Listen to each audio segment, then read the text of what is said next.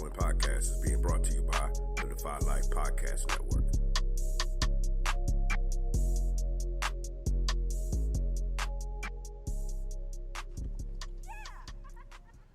This week on the Defy Life Podcast, we discuss more bloodthirsty cops trying to kill folks, why people are dying in the Dominican Republic, transgender athletes. We'll talk some Lakers and Warriors talk. And as always, we'll answer some listener questions and wrap things up with some trivia. Let's get it. Yeah, that's what it is. I guess we gotta do it then. Y'all ready? Check. Pool. Out. Money. West Coast. Let's get it. Strap in, let's take a ride. Oh yeah, it's about that time, right? Been waiting all week to get to this. It's finally time to defy life. Let's chop it up. Keep it trail, no other way. That's what we do. We might disagree, but it's all love. Guarantee we gon' speak the truth. Yeah, this hit different. My guys with me, now who's with us? Stick around for a few minutes. It's contagious. You'll get it. You downloaded the realest. Don't feel us, but get out. You not rocking with Defy Life, then what's your life about? Saying never done nothing for you. Told you. On to the show. Huh? I'm gonna let this ride out though. Welcome back to the Defy Life Podcast, powered by the Defy Life Podcast Network. This episode is sponsored by Bud Bottles, home of the Bud Bottle and the Bud Freshener. Please visit budbottles.com for your odor eliminating needs. Thank you for listening. You can find us on Apple Podcasts, Google Podcasts, GoDefyLife.com, and everywhere your favorite podcasts are available. As always, we encourage you to like, subscribe, and give us a 5-star rating whenever you listen. You can also find us on all social media platforms at GoDefyLife. This is episode 112, ladies and gentlemen. I'm your host, J.R. Glymph, joined as always by my wonderful co-host, Alvin Glymph. West Coast Jay, how's it going today, Al? Man, it's going good, brother. Tuesday, Defy Life Podcast is in the full fit. No doubt. Episode 112, where the players dwell. 112, where the players dwell. ATL, shawty, where you at? No doubt. It's feeling good, man. It's good to be here, bro. Good to be here. No doubt. West Coast, what's good? I'm over here chilling. Room 112, Yeah. Players. All the Cupids. Where this is one of them times I wish we had Yosh. What up, Yosh? Because to be in the background right now. Girl, if I told you I love you. Oh, God. To be on right now, though. Oh, man. That guy. Yeah. That guy. You're right. Shout out, Yosh. Shout out to Yosh. So what up, Yosh? Shout out to Yosh biting his tongue on the other shows. He can't curse and can't be Yosh. So it's got to be Yusuf. Must be rough. Shout out to Yusuf and Coach English. Coach English. The world needs more Yosh. That's a shame. Right. We over here trying to making sure that you living vicariously through at least one of us. Okay, yeah, free Yosh. No. So speaking of which, we don't know where the hell money is. We could have had Yosh on tonight. Money is MIA. So hopefully, if anybody sees money, tell him he has somewhere to be tonight. But if nobody sees money, let us know, because we don't know where the hell money is.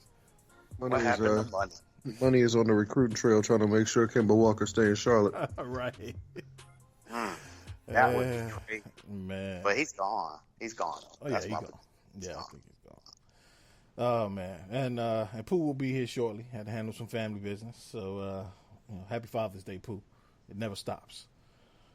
Yeah. All right. 24/7. Damn right. But yeah, man. So before we jump into the meat of the show, as always, let's do some house cleaning before we jump in. We got one new patron this week on Patreon. So shout out to James Weber from Austell, Georgia. James, thanks for your patronage. All of our patrons on Patreon, thank you for your support. We do this for you, and we do this because of you. So shout out again, James. Word. Appreciate you. What up, James?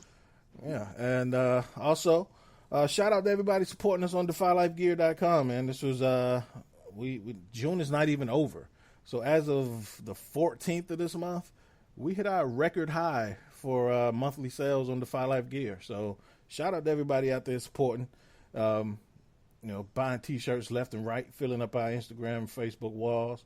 So appreciate y'all, man. And just a quick reminder, the Pride Month shirts are still available at defylifegear.com. They've been a big hit, so glad y'all like those, man. It's kind of by accident, so it worked out. Everybody, the shirts is fly. Yeah, appreciate it. The breast cancer ones is fly too. Yeah, so we actually we had a couple sales for those this month too. So, as signature months come up, we'll try to release new shirts exclusively for that month. We'll hit it full time. We said we were going to hit it full time come January, but we end up dropping something. It's dope. We put it out and people like it. So thanks again, everybody, for your support. So we're going to jump right into this news and entertainment while we wait on Pooh and y'all try to locate money. Now, first of all, the money didn't go to the Dominican Republic, did he? He didn't go to DR. Oh, please don't say that, bro. We don't want that. Not right now. I'm just making sure. I'm just making sure. I got to cover all my bases. I don't want to be talking about money and he in the DR he running for his life, literally. So I don't want that. But yeah, man, we'll just jump right into that. Al, what the hell is up with people dying and getting violently ill in the in DR, man? What's going on? I think we up to like 9 Americans right now that have died. All I know is there's a lot of brothers who mad right now because the DR was their favorite play spot. So, right. Like the tourism, they're killing it right now, and at first it was just kind of like just a couple of incidents that is just like, oh man, that's messed up. But it's becoming a pattern. Mm-hmm. Throw in Poppy's assassination attempt. Right. And this is like a hell of a Netflix drama, man. It's just some crazy shit going on right now, and they need to come up with an answer. Yeah. Oh, it's going to be a documentary. It's going to be a Netflix documentary. Absolutely. It's going to have to be at some point. All right. Because this is other. Like, I've been in the DR. So, I didn't fear for my life. But as of right now, all the stuff that's going on down there, it's crazy. Like, every account is slightly different, but everyone is also slightly the same. Right. So, people are getting the violently ill part. Okay. Well, we know you're not supposed to drink the water. Right. Like, that part is true. But all of them having the same exact symptoms. Right. Yeah. There was the lady that said she got assaulted she said she was approached by somebody dressed like a resort worker. Really? Wow. So, like, it's starting to sound coordinated. Like, what we do? Yeah, and now that there's saying that a lot of the commonalities through at least a portion of the victims was it bootleg alcohol? Mm-hmm. I heard that. Something like that. But I mean, that's been going on for years. Like, you go to a foreign country and it's fake, I ain't gonna say fake liquor, but fake brand liquor being sold. So that can't be it solely. Somebody's got to be tampering with that. I don't know. When all else fails, blame it on Trump, man. I mean, that's... I wouldn't be shocked. I wouldn't be mad either. But real talk, man, it really starts to get a sense of, that is orchestrated, that there's, someone or a group behind it, and like almost some serial killer or terrorist or something that, like, we, maybe we'll find out, maybe we don't, but like, this is something that is Yeah. I spoke to someone today who was saying she was canceling her trip to Dominican Republic. So it's going to have crazy impact on the economy in the country. Right. And all jokes aside, our very own Neek LaBelle from the Speak the Truth podcast She is there I think she's going this week. She ordered a Defy Life's one-piece swimsuit to wear to DR, and she's going. So, Nick, be safe. Definitely let us know, you back good and everything's good while you're there as much as you can, because apparently shit is real. She's brave. Yeah. Yeah, man, safe. Like, be safe. Please. Right. And I mean, I get it. After you've already paid for that trip, it's tough to say I just ain't going. And just play the odds. But yeah, man, be safe. And we need that picture of you in the Defy Life swimsuit. So definitely be safe. No doubt. So, so that's going on. So I mean, as of now, there are 9 people. Unless y'all been living under a rock, I'm sure everybody has seen the cops in Phoenix, Arizona, running up on a family with guns out, blazing, cussing folks out, telling them they're gonna get fucking capped and go get shot in the fucking face, all kind of stuff. Over a 4-year-old girl stealing a 99-cent Barbie doll from the dollar store. I ain't gonna ask y'all what you think, because it's crazy as hell. I'm sure y'all seen it, right? Okay.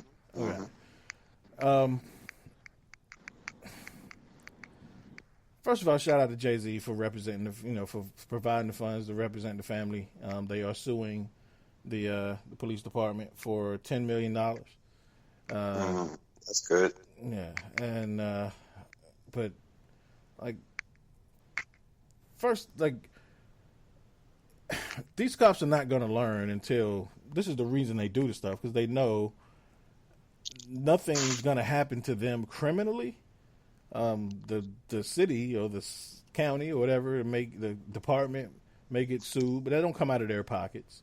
So they continue to do this crazy stuff, and they just bloodthirsty and training stuff. Like, we know all that, and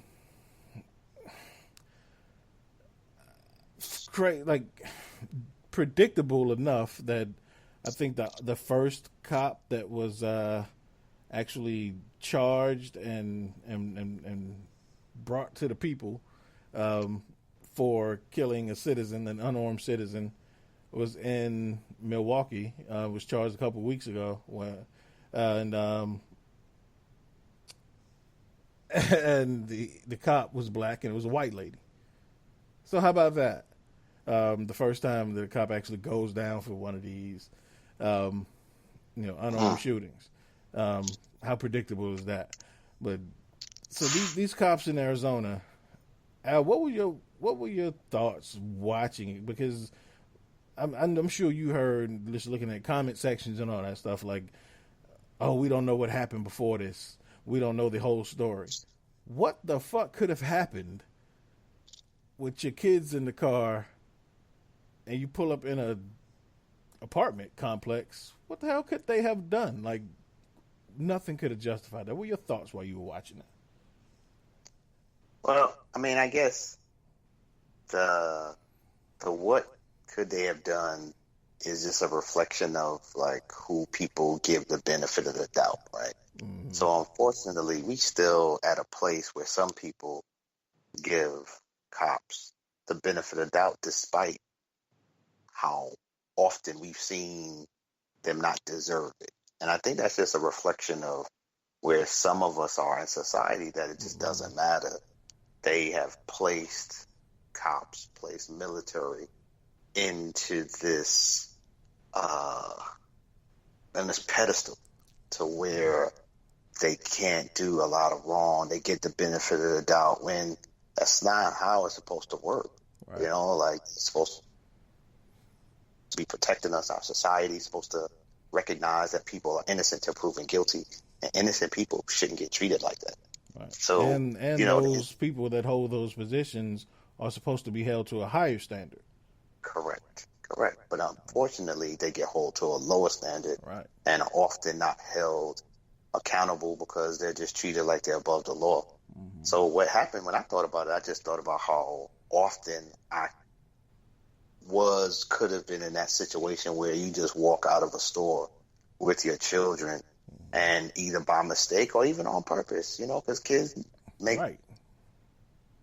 dumb decisions. And I've even been that kid. So, it's like, damn, somebody could have did that to me and my mother, or me and my children. Just like, it's such a gross overreaction and just comes from people's lack of respect for people of color in general.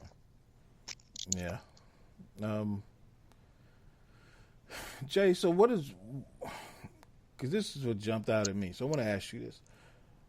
So this is like a microcosm of when, although we give them funny hashtags and, and names that aren't really theirs, for the white ladies and white men who call police on black people for just existing, this is why that's so problematic. Because this is the stuff that can happen when you get police involved when they don't need to be involved.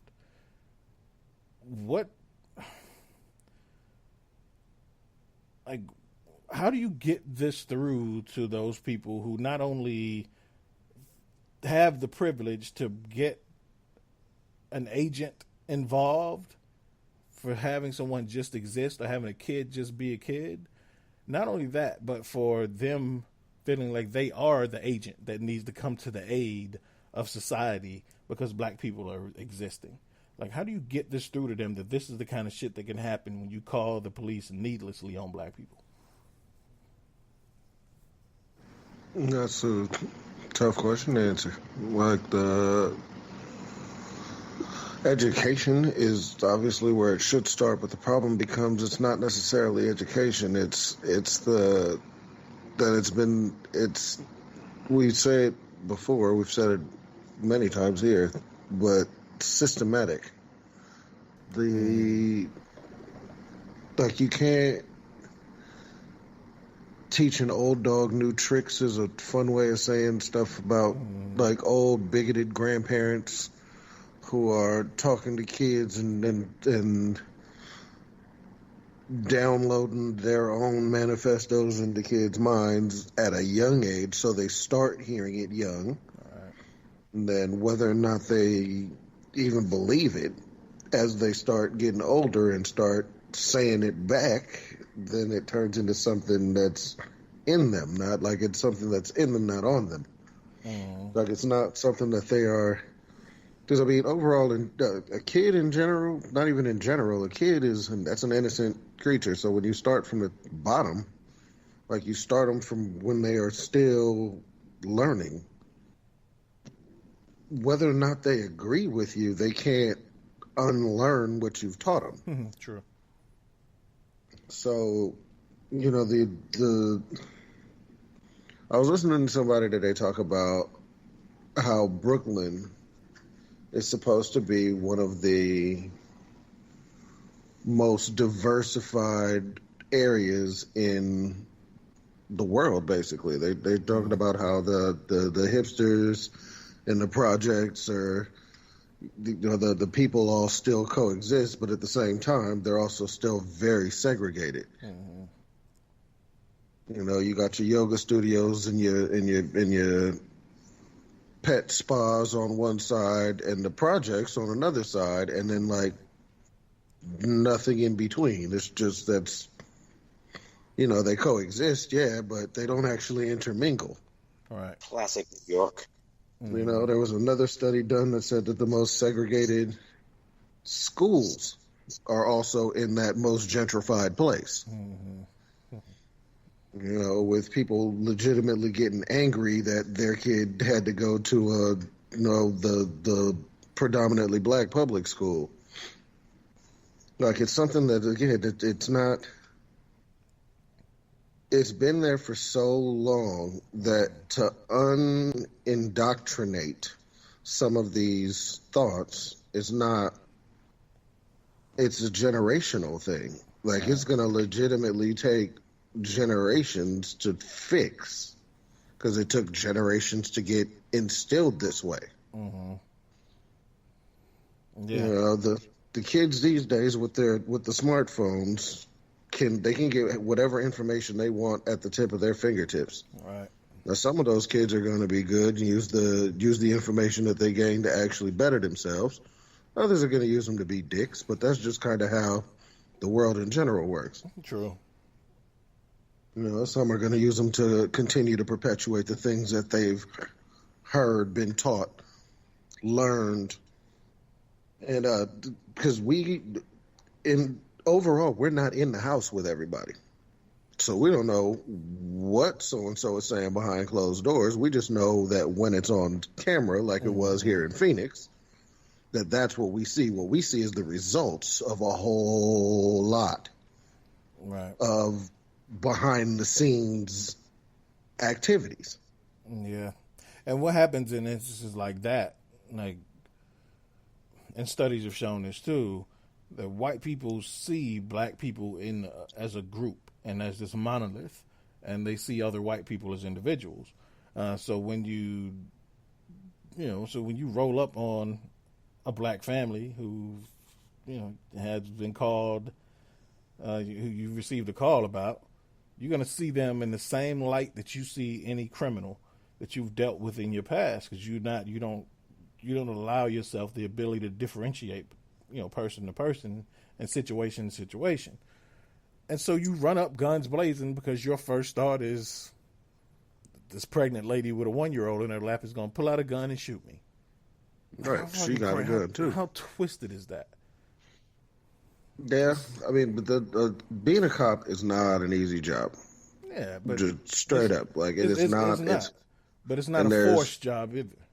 No, it is a choice. It's a choice. But for all of the bad cops, there are good cops. Like, I don't want that to get overshadowed. I don't want this to turn into we can't stand anybody who's wearing a badge because they're in it for the wrong reasons, because that's just not true. Right. But the ones that are in it for the wrong reasons, like these are the ones that were bullied in high school and now they have a badge so they can get back at everybody. These are the ones that maybe somebody took their girl and they're like, you know what, I'm getting every black dude ever. Whatever. Those are the ones that end up that become these images that we see. Well, and so this distrust. Also, I don't want to leave out this group, because there's also a group who don't have that intention, but when the heat is on and in the heat of the moment, either they're afraid and they react that way, or their subconscious takes over. Their ideologies take over. Right, and they react accordingly. Right. Like everything that we were talking about that's behind closed doors, all of the things that they've heard. Exactly. So their biggest fears take over in the heat of the moment. And so they don't intentionally go in every day. They don't wake up every morning and say, I'm going to fuck every black dude up I see. But when the bullets start flying, pun intended, then those fears take over.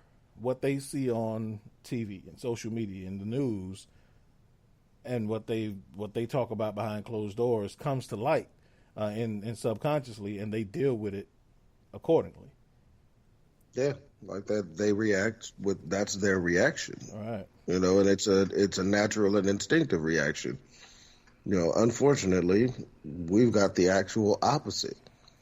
I think it was Lynn and Kim's show. They were talking about when her son was on, her oldest son was on, and he got pulled over and called her and was like, "No, I need you to just stay on the phone with me, like until he's gone. This is because I don't feel safe." Like, right. And that's where that in itself is the saddest part, because the police are supposed to be there to quote protect and serve. Right. It's written on everybody's badge, everybody's police car. It's written everywhere.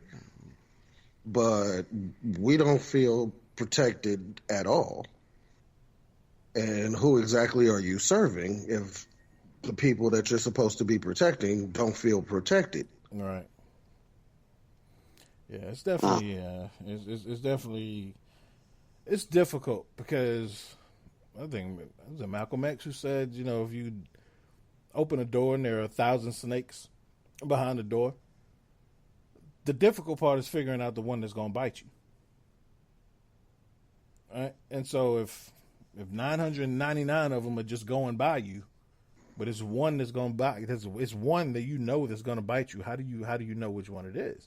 And so until the good cops start weeding out and helping weed out the bad cops, they're allowing themselves to fall right in line with that wide brush that people paint police with. And we all know that not every one of anything is all bad. We know that.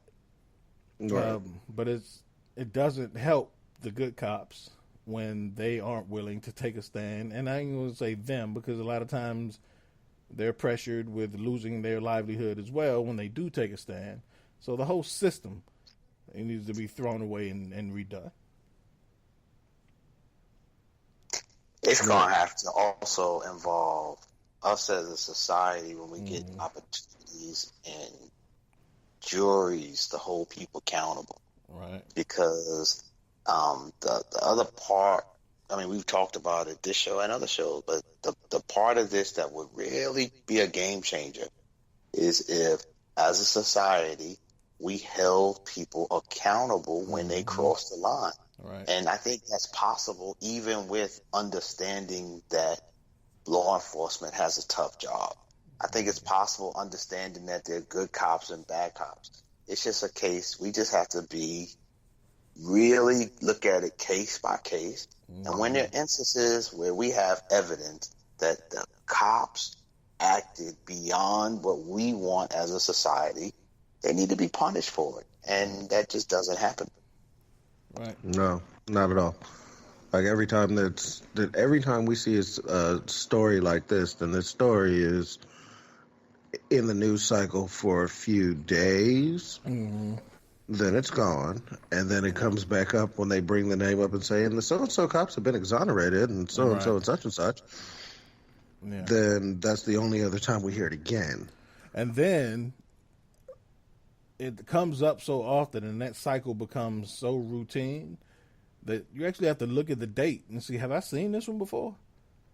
Like, did these cops get off literally 2 years ago and I just forgot about it? Like, I do the same.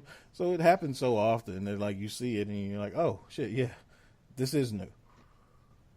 Yeah, like this one was Tuesday. Right. But yeah, it's you're right. And we gotta like you just said, Jay, we gotta stop getting fake mad about shit for a week. And yeah. For 3-4 days. Yeah. And then something else comes and distracts us, and we okay again until it's time to get fake mad again. Right. Recreational outrage. Right. That's fun. So I don't know, but I mean, again, kudos to Jay-Z and Rock Nation for standing up for this family. And even if you read the police report, there are all kind of omissions and flat out lies in the police report. So the fact that nobody was charged, because usually they'll at least arrest somebody to make it look like they were justified. Nobody even got arrested. No, they issued a traffic ticket and impounded the car for driving with a suspended license. Exactly. So like that's it. Although the other thing that's sad about this is like Florida man. Anytime you see Florida man, anytime you see law enforcement in Arizona, it almost always goes here as well. Absolutely. So yeah. So I mean, although again, this bullshit will come out of taxpayer money, but I hope they get. I hope this family is gets every dime they asking for. And they injured a child in the process. It's just so much shit. So, I was trying to save this one to last, hoping that money will be on for this next one, because this was his topic that he wanted to talk about, and we even held it off for a week to make sure money could talk about it. Fuck you, Gerald. Anyway. Yeah. So, there's a track athlete by the name of Cece Telfer, who won the NCAA 400-meter women's hurdle championship last week. What set Cece apart from the other participants is that Cece is the first transgender woman to win an NCAA championship on any level. Cece, born Craig Telfer, was actually a member of the men's track team as late as January of 2018. And since it is a rule in NCAA that a transgender athlete cannot switch over to a transgender, damn, this is always gets me tied up, right? So a man who is transgender and becomes a woman has to basically suppress his testosterone levels for a year before he can switch over or she can switch over and become a member of the women's team. So that's what Cece did. Al, what are your thoughts on this, man? Because the reason this is allowed to happen is because the NCAA claims that there is no finding, no solid finding that being born a male gives you any advantage once your testosterone levels are suppressed for a year. Do you buy that, first of all? No. No. Not even a little bit. And, I just think it's wrong. Mm-hmm.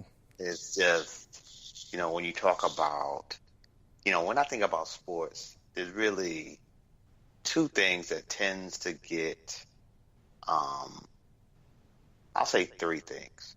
I think people want to get it right. So they want things to just be fair. Mm-hmm. I think people don't want people betting on sports. I also think people don't want people having unfair advantages. Mm-hmm. And so to me, that's what this falls into the category of, is that when you have people competing, you don't want people having unfair advantages. To me, this is an unfair advantage. Right. And it is just, I appreciate people claiming their identity, whatever they identify as. It's your life, do you? But when it comes to competition, I think there has to be some rules to it. And to me, that goes outside the bounds of what I would want in fair competition. All right. Yeah. Jay, what are your thoughts? Regardless of the testosterone depletion, you had testosterone and its advantages for muscle growth and all the et ceteras for 18, 19 years? And then, if you were on the track team in 2016 and 2017 as a man, you took off 2018 and won in 2019. That means you've been competing as a biological male for at least 19 years. Then all of a sudden, it says that you finished 200th and 390th as a biological man. So all of a sudden, your identity changes, or with the gender fluidity, however that works. Now you've gone through the entire transition, no hormones and all the et ceteras, but you still have 19 years of testosterone that the women you're competing against did not have. Right. Yeah. It is unfair. Yeah. That you get to now take down the records that women have created for themselves. They've worked their whole lives without the testosterone boost that you had. Whether or not you still have it or want it or whatever, you had an unfair boost for a long time. Yeah. And so now all of a sudden, because you've decided you don't want that anymore, you've tried to deplete it, it's still there. Your musculature is still there. Mm-hmm. You were still training, whether or not you were on your hormones. You were still running. So your musculature has 19 years of being a biological male's musculature. Musculature. That's a fun word to say like 6 times in a row. Mm-hmm. And then now you think it's okay to just... I don't agree at all. Like, I don't think that's fair in any way. But it's not this track and field athlete is not the only one. Like, there's weightlifting, which it should be the clearest way for you to see that even after taking a year off, you still got more muscle than everybody else. Right. That you're competing against. Yeah. And there were also, I think it was last year, 2 years ago, it was last year. There were two transgender females in Connecticut. They were in high school and running and track athletes, and predictably, they won every damn thing and swept all the titles. And the girls that they were competing against were like, this shit is not right. Like, this shit is, I think one girl was like, this is demoralizing. Like, I know I don't even have a chance. And it's that like, for one, apparently CC didn't win every race this year. So that was a platform for people to say, see, it is fair. If it weren't fair, she would have won every race. But that doesn't prove anything, because shit, I could go compete in the WNBA tomorrow, and I probably get my ass whooped, because like at that point, a skill level. There's a certain skill level, you know what I'm saying, that can override that. It may be very few, but because we're talking about professional athletes, it's that 1% of WNBA players who they are the 1% of their class, are just that much better than me skill-wise, right? And so they're probably, so same thing with track, is there's going to be a percentage of female athletes, biological females, who are just better than CC. Still doesn't mean that there's not this built-in advantage of having what has been proven to be an advantage for males athletically, is, like Jay mentioned, the muscle tone, strength, stamina, wind capacity, breath capacity, all that stuff is that men have an advantage physically, which is why they separate the two. If we could just go back and forth so willy-nilly and it didn't matter, why do we even have men's and women's separately competing anyway? Correct. And so for that, if you want to compete, I don't know why they don't have a separate category for transgender athletes. And if that's what you identify yourself as, and there's not enough transgender athletes to compete and fill out a field, then I'm sorry. You either compete with, you compete with the men or you compete with the transgender, because you're not. It's an advantage, and I think, and we know that people are sensitive, and people are going to take things. People are going to take this in a way that we're saying we don't support, the transgender community. No, I absolutely do. Like you said, Al, live your life. But like you said, in competition, there are reasons why there are separate fields for men and women. Simple as that. And a year doesn't just eradicate that. No, like there's an MMA fighter as well, who's I'm trying to find her name, but she is now a woman, and that's fine. She can go through all of that, but she's smashing women as an MMA fighter who used to have a dick, for lack of a better way to put it. Like, that's did none of the other women who were champions or who were smashing other women. Amanda Nunes never had one. You know, Shevchenko never had one. None of them, like they're Cyborg never had one. Cyborg never had one, and that's a huge woman. Right. Ronda Rousey never had one. You know, and so there's this.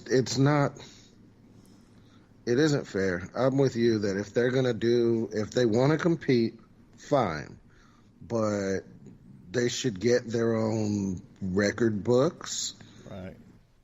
Like, and then does that turn it into 4 categories, or does it only count if it's just 3? Because a female to male transition and won't be able to compete. Right, and that's the thing. They don't even allow it because it's so contradictory. They don't even allow a woman to do the opposite. They don't allow a woman to transgender to male and do the opposite. She can't even compete with the men because they already know there's no chance. So when in that, you're acknowledging that there's a difference. Correct. Straight up, like that contradiction. A permanent difference. Right, and that contradiction doesn't make sense to exist. Right. Like if you're going to go female to male, and you are not even allowed to compete with males, then how come when a male goes to female, they're allowed to compete? Give them if they want to be champions, fine, but give them their own category so they are competing against like athletes, because they're not right now. Right. Like there's no amount. Joe Rogan said it best. Like you can wear all the lipstick you want, you can get a boob job. That's all fine. I support your life to live. I support your right to live as a woman. But you look at a man's hands and then you look at a woman's hands and they're built different. Right. They're just thicker. They're stronger. Your wrists are thicker. Your elbows are thicker. Your joints are thicker. Your muscles are bigger. Like it's. Right. Again, I'm quoting Joe Rogan directly. That's just a mechanical function of punching. A man can do it much harder than a woman can. Right. Period. Yeah. And then that's the thing. It's like what this basically boils down to is it's bullying. Yeah. Or you know what? I won't even say it's bullying. What I'll say is it is a cry for to feel accepted, to feel like a winner. Because I'd imagine that their lives are hard. I can't even act like it. So I'd imagine that this is the only way that they feel like they can gain accolades, feel like a winner. I don't. Because they're dominating something. They weren't winning on one side, but they switched to the other side, and now it's wow, I'm winning again. Right. It feels good to win. We all know that. And even in that, like I want to accuse CC of that. Like maybe obviously CC identifies as a woman, and in order to live your life as a woman, there's a lot of changes to your body that comes with that, and. So I guess technically you're not still a male, and it's like if you're already 290th in the world, like getting rid of testosterone and adding boobs and taking away your testicles definitely ain't gonna help increase your ranking. So even if it's not like intentional, like this mindset of saying, well, shit, I can't win with the men. Let me go through all this so I can compete with the women. Even if it's not that mindset, it's definitely it's a good byproduct of the situation. Oh shit, like yo, I'm winning. I'm winning now. Yeah, like and then there's this. So but there's got to be, and the reason I say bullying is because in 8 minutes, we just like, and I'm sure we ain't the only one. So it ain't like it took a lot of brain power to break down and dismantle this notion that there's nothing wrong with this and it's not unfair. So it's not that hard to figure out.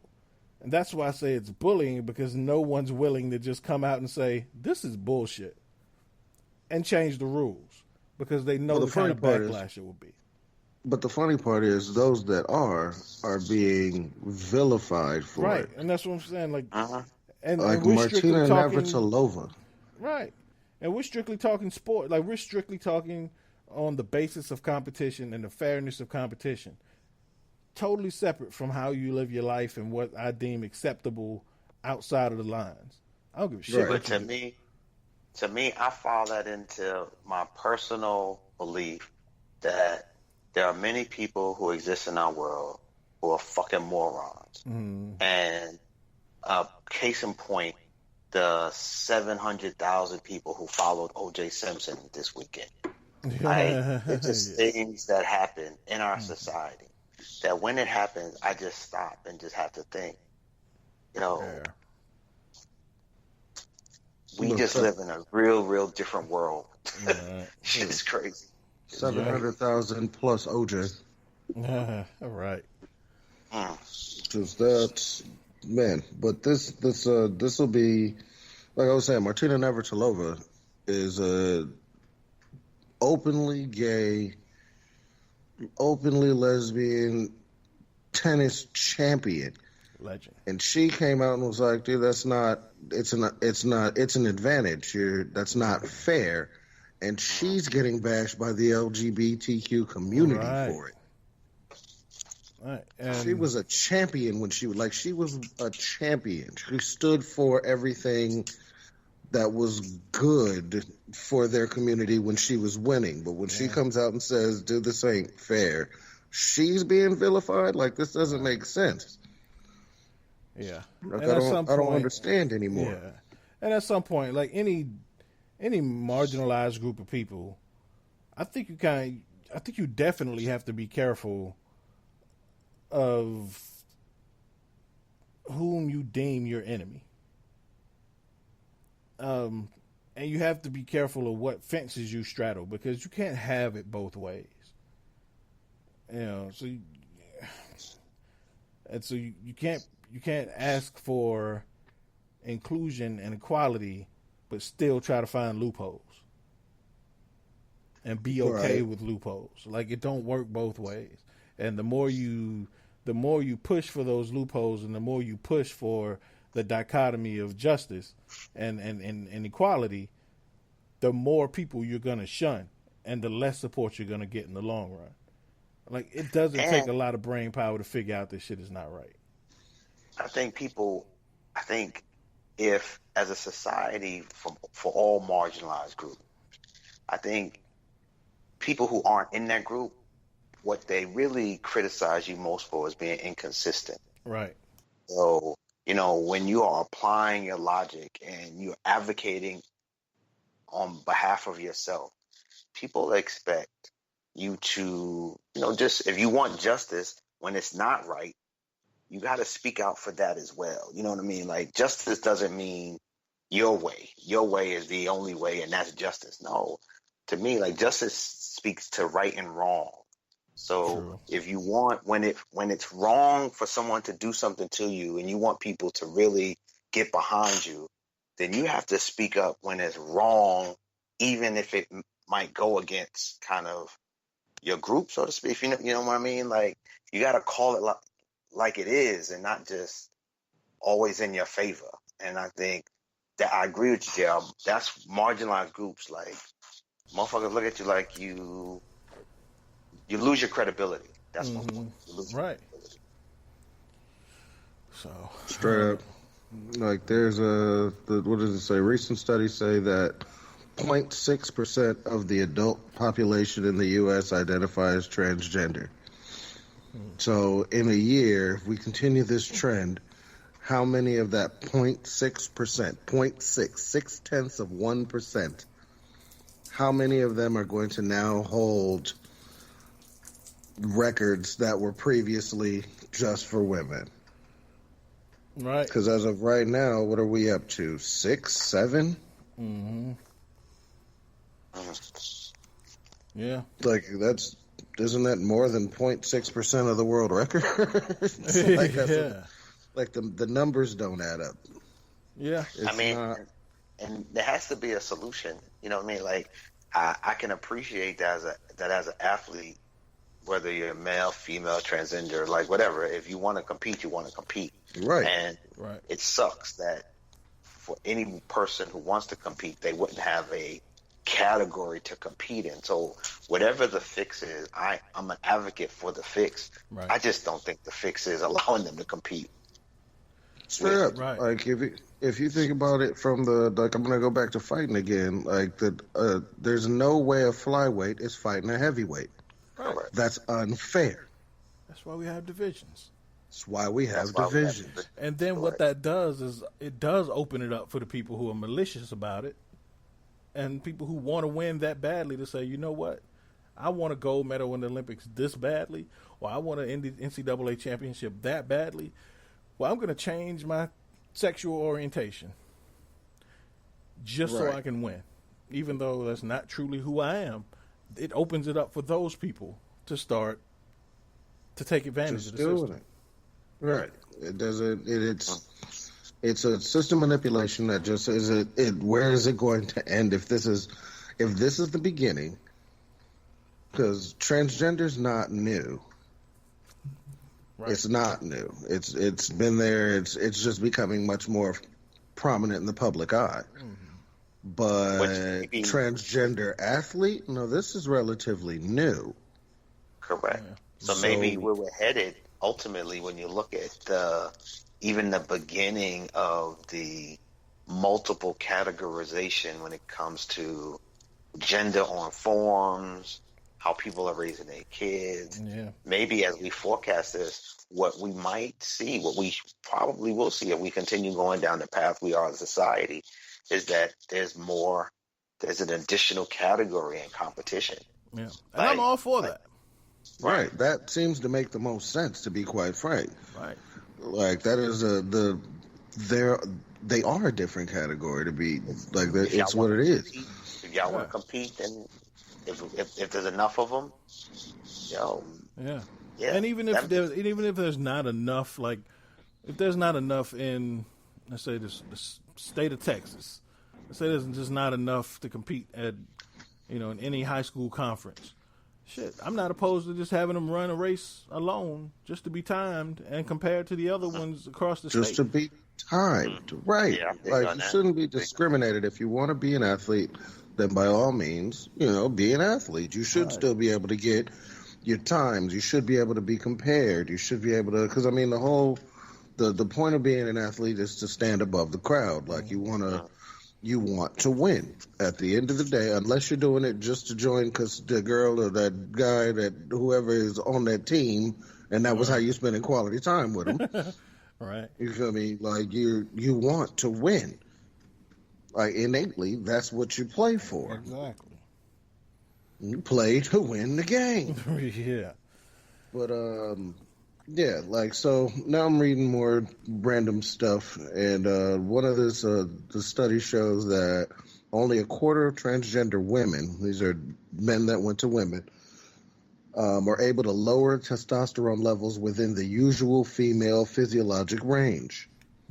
Another quarter couldn't achieve female levels, but remained below the male range almost all the time. Mm-hmm. And another quarter was unable to achieve any significant suppression. Like, if this study is to be believed, then yes, you're cheating. Legitimately. Yeah. And blatantly. Right. Like, straight up, you are cheating. So, yeah. To answer your initial question, no, I'm not in support of it. Yeah, and, and at least until, like, there's evolution. I believe in, in things like this, I believe in evolution over revolution. So as this evolves, I at least hope that there's enough foresight to say, look, this is not the answer. Let's find something else. Correct. Straight up. So we'll see. But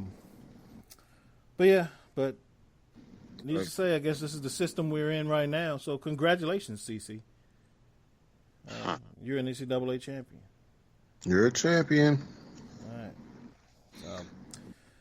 All right. Cannot knock your championship. Right. So, Jay-Z can't save us in this one, I guess. Probably not. Nah, I don't see it. Nah.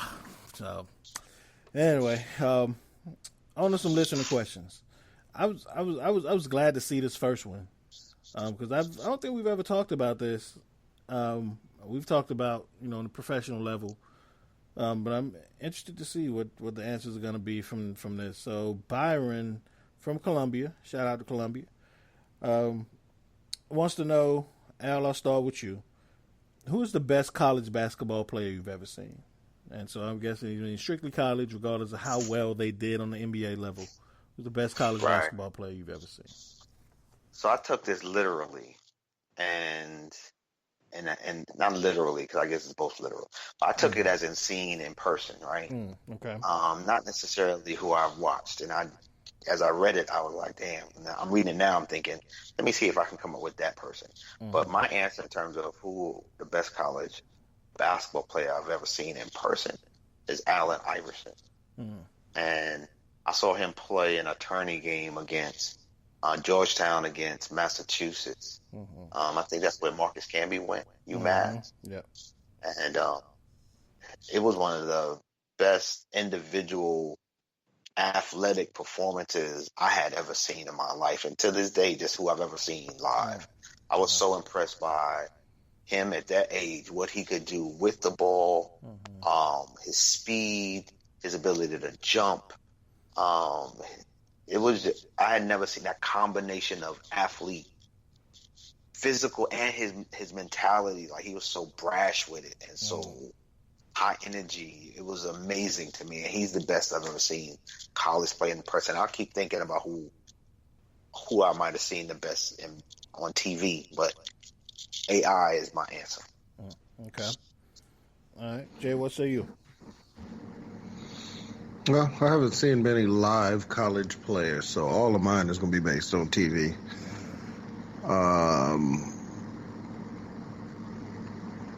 But the more I think about it, the more I'm led to say Carmelo Anthony.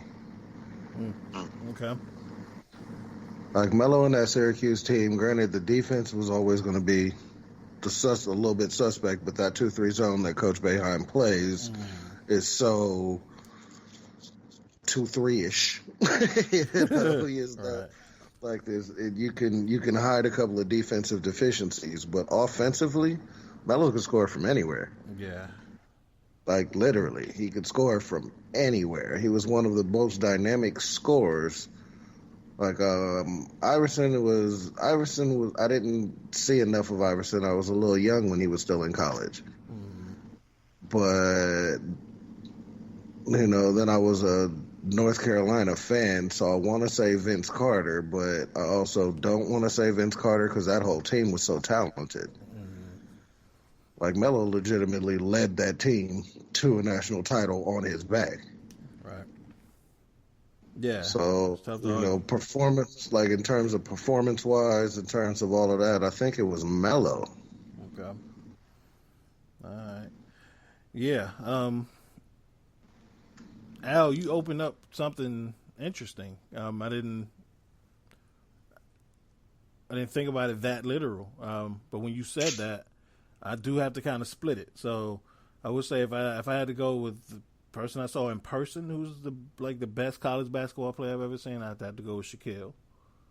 Got to see Shaq at LSU? Yeah. What? Yeah, I got to see him when he came to Columbia to play the Gamecocks. I got to see Shaq play. Yeah. And Shaq was, as amazing. for the rest of his career, just so to see a dude that dominant, but just this, even if he didn't even score or touch the ball, just to see somebody that, first of all, that big, and then second of all, that big and move that well, it was just impressive to see. But at that point in his career, he wasn't that skilled, but it was impressive as fuck. But so I would say best I've seen overall, just best player, I would say Larry Johnson. Oh, that's who I was thinking too, my man. Shout out Yes. Yeah. Grandma. Yeah. Larry Johnson was. Oh, you stole my answer. My bad. So I'll let you expound on it. But Larry Johnson's, if he's not my favorite player of all time, he's a close second to Charles Barkley. So I patterned my game after him for a while, and so I appreciated, how dominant he was. So he was before his time. So yeah, you can expound on that, Al. Well, first of all, let me just kind of share a memory, because if you say Larry Johnson, and I definitely would co-sign you pattern your game, because Larry Johnson was in college. What's that? 1990? Is that? Am I about right? So, yeah. And putting that with your age, you're a teenager, right? Mm-hmm. 13, 14, 15, when Larry Johnson is at his height. All right. So that puts me at 22, 23, our age difference. So now, as you're talking about how you pattern your game, I can distinctly remember coming back, playing basketball against you in South Carolina at that age where you're kind of thick and you are definitely dominating at the low post. And I can remember how you idolized that dude. And I'm a New Yorker. At that age, I was kind of agile, so I still had some moves as a guard. So it was a quicker player. I'm a young man, but I'm going against a growing teenage boy who's trying to punish me in the post, and then saying I'm doing it like this because my favorite player is Larry Johnson. Right. So I remember that. But Larry was a man in college. That's what I remember about him. That he was so physically bigger and advanced to the players that was in college, and he looked like a grown man. Right. Like he had the gold tooth, he had the beard, not a beard, but like the scruffy, like grown man. I ain't shaved in 4 or 5 days. Right. And then the played t-shirt like under, like the t-shirt under the jersey. Played like a man in a Y, like I'm bigger, I'm stronger than you. Move out the way. And I can dunk over you, and I can jump, and he was an amazing player. So that's who I was going with. Yeah, Larry Johnson. My favorite story is I think this is in the documentary, the 30 for 30. It was 40 Minutes of Hell, when they were talking about Nolan Richardson and the whole Arkansas era, Corliss Williamson and that whole crew. But before Corliss got there, he was kind of at that wave after they had like. It was Oliver Miller and Todd Day. Okay, Lee Mayberry, that whole crew. And they were like number one in the nation until they played UNLV, and they got beat by like 30.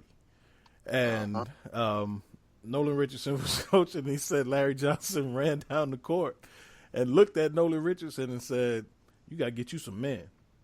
Like, that is the epitome of Larry Johnson. Like, this dude is like 20 years old, but he's like looking at this coach, like a legendary coach, like, nah, you need to get you some men. Like, that's how dominant this dude was. Because they can't do it. They can't handle this shit. They can't stop me, man. Yeah. So, shout out to Grandmama. I wish I would have seen Grandmama play then. Man. You talk about Greg Anthony. That UNLV. Stacey Augman, Anderson Hunt. Man. A dominant bunch. And lost to Duke. Broke my heart. But it was kind of the rise of Duke, though. Duke at that moment wasn't the Duke we know now that's been dominating for decades. So shout out to Duke, as they was establishing themselves as one of the best programs and beating UNLV. But that broke my heart that night when they lost that game, because I had definitely became a Larry Johnson fan. The way they was running through the league that year, dunking on people, alley open. I mean, it was a fun style of basketball to watch. Yeah, and if you think about it, like I know the Fab Five gets a lot of credit for establishing like that brashness and the long shorts, and UNLV really started that shit. True indeed. They was definitely copying. I mean, not in those, I'm not trying to diss them at all. Yeah, not in a malicious way, but they UNLV first. Yeah, absolutely. Yeah. Well, I'm thinking about it though. One that I wish I would have seen. I wish I would have seen Lou Alcindor play. Oh God, yeah. It's Yes. like Them UCLA teams were like that was a legendary run they went on as well. yeah, like like, and that's why like I'm glad Byron worded it as best you've ever seen versus best ever, because it just opens up so much room for interpretation. But yeah, there's a lot I wish I had seen, like Lou Alcindor, Wilt Chamberlain, Pistol Pete. There's so many. Oscar Robertson, And honestly, the answer to the question probably is Magic Johnson, except I don't remember him. Like I seen him play as a child, but don't remember enough of him. So I know I've seen him play, so he really would qualify. But it was no impression like the way Larry Johnson, because I was a lot older and understood basketball differently. Right. Shout out to Psycho T real quick.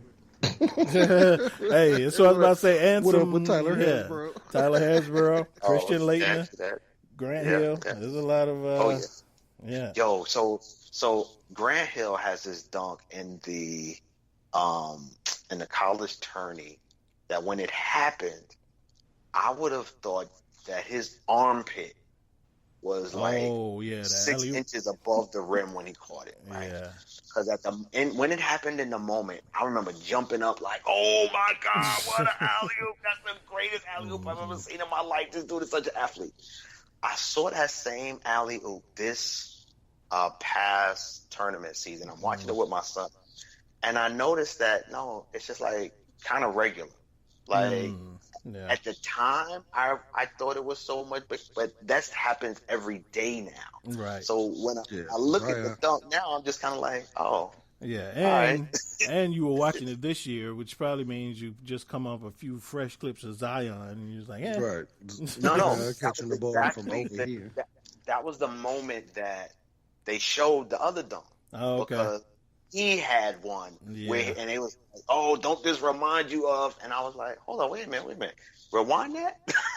Like, oh my God, wasn't as high as I would have remembered. Right. Like, because when I saw Zion, I was like, "Oh yeah, it wasn't as good as that Grant Hill dunk though." In my mind, I'm like, "Yeah, it wasn't Grant Hill." And then they showed Grant Hill, and I'm like, "Oh no, Zion was better." It was way better. Oh my God.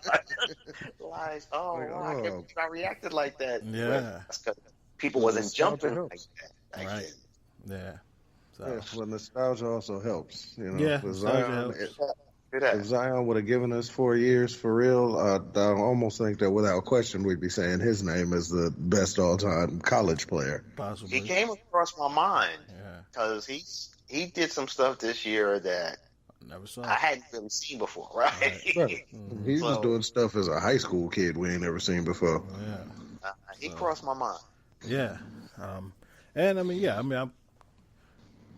He's one that couldn't be mad at you if somebody threw his name out there. So, damn good question, Byron.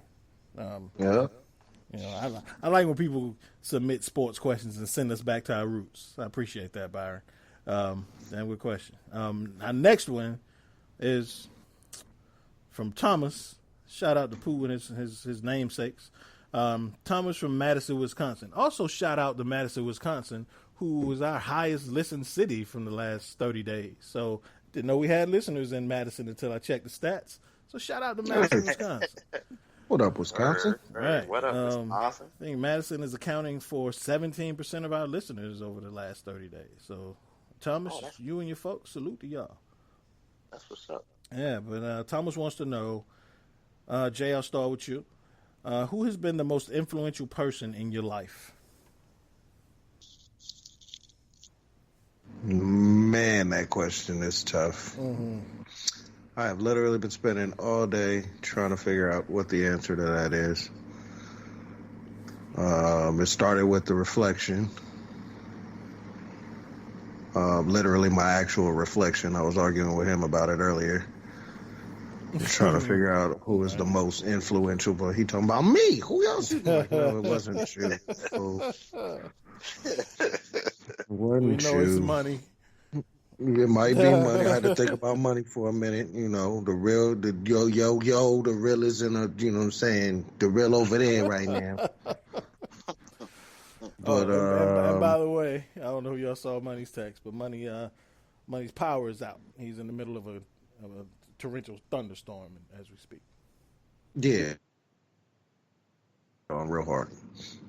No doubt. But, yeah, I mean, the simplest answer is probably the best answer in this case. It's my father. My father! Shout out to West Coast Pops. Yup. He loves y'all. No doubt. He makes me laugh every week. My West Coast Pop. I think that's the dopest name. Right. Yeah. West Coast Pops. But it's if I was being honest and had to stop, like I thought about, you know, celebrities, people I admire, people I look, but no, it's pretty much my father. Like, I hate to be cliche about it, but that's the answer. Like, Hey. he taught me how to be. He taught me how to be. Right. Oftentimes, You know the easiest answer is the best one. Right. Like, he taught me how to be, you know, honorable mention to my grandfather, my father's father. Right. You know what I mean? Like I said, I was lucky enough to have him until I was in my early 20s. So West Coast Pops. yeah, West Coast grandpops. Right. West Coast G Pop. You know, no disrespect to my mother, obviously, but because if I could have answered this like they was outcasts, like ain't no uno, they a duo. Right. But yeah, like Pops was big boy if Moms was three stacks. No doubt. If you know me, you know that I feel like that's a way more influential thing in my life personally.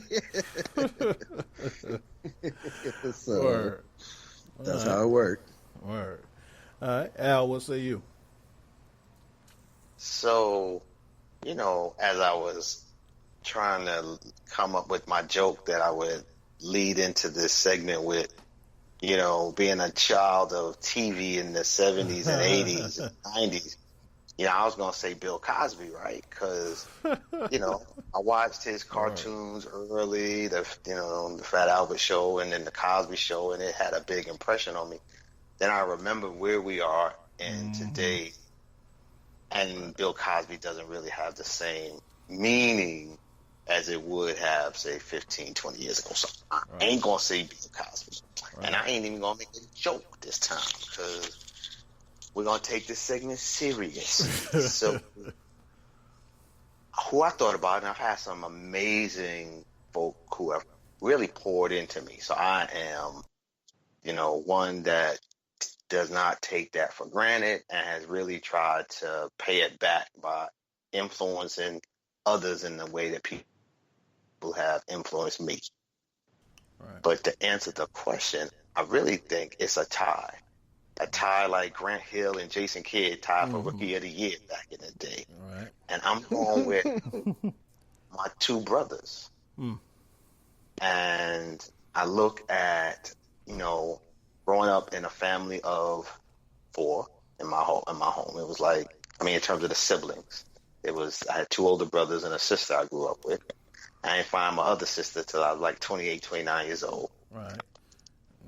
Being the youngest, shout out to my sister Decky. What up, yo? No doubt.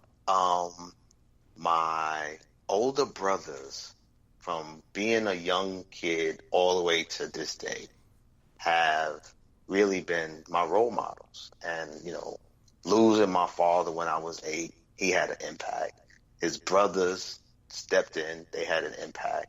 My mother had an impact. People on the block had an impact. So I've had, again, a list of people who have impact. My wife has impacted me. My kids have impacted me, cousins. But my brothers, who, in terms of the most, I mean, honestly, I look at them as who I am as a person. And I really have modeled myself after both of them in many ways. Like, my oldest brother was someone who, like, got after it in school. And is still that exceptional Boy Scout of a person. Like, is that good, like, he has his crazy ways about him, like we all do, but he tries to do the right thing. He's What's that his guy. last name again? Yeah. Glymph. Right. He's that guy. But the last Boy Scout, I refer to him sometimes because Right. he's really ethical. That's hilarious. Very ethical. My other brother is less ethical. That's not his. That's not who he is. That's not his ministry. That's not him. But he is a protector. He is a provider. He is witty. He is tough. He is a ladies' man. He's cool. And also has a funny. He's just gets it and hustles in every sense of the word. He's a hustler and a grinder, and I admire that in him and try to be that guy too. So, you're talking about, but from a little kid, I've modeled my behavior choices because honestly, that's how I was raised, So I was raised to have these people influence me. You know what I mean? Like I was taught these are the people you watch and how you behave and do what they say, and that's just kind of how I still kind of model my life. They have a big influence on me. So great question, because it like West Coast Jay, I thought a lot about it today too. And that's my answer. Don and Darren. That's what I was saying. Shout out to Don and Darren, man. And really quick point to how, like, I was, I'm younger than you, so like, I looked up to you, and then there was like this other level to Don and Darren, right? And so, quick story of how influential Don is, right? He's the reason why I didn't taste cheesecake until I was like 25. Right? Just because I remember I was in Jersey for the summer, and we were all at our uncle's house, and I remember they ordered Chinese food, and somebody got a cheesecake. And your brother Don, I was about to get cheesecake because I never had it before. I just heard cake, and I was like, word, I got to try this. And I was probably like 6 or 7. I'm just a little kid. And Don looked at me like, no, you don't eat that. Men don't eat cheesecake. So that stuck with me for the rest of my life. So I was like 25 just because this dude told me that men don't eat cheesecake. But that was my cousin Don, and I was like, he got to be right. He got to be right. He got to be right. And that's hilarious. So I'm actually out on a date, and I tried the cheese. My date got cheesecake, and I tried it. I was like, this shit is good as fuck. Why the fuck have I been listening to Don for the last 20 years? But that's how influential he was. And so, yeah, the dude could get you to do anything. So shout out to Don and Darren, man. Yeah. And Al, you brought up a key point. I do got to give a shout out to my brother.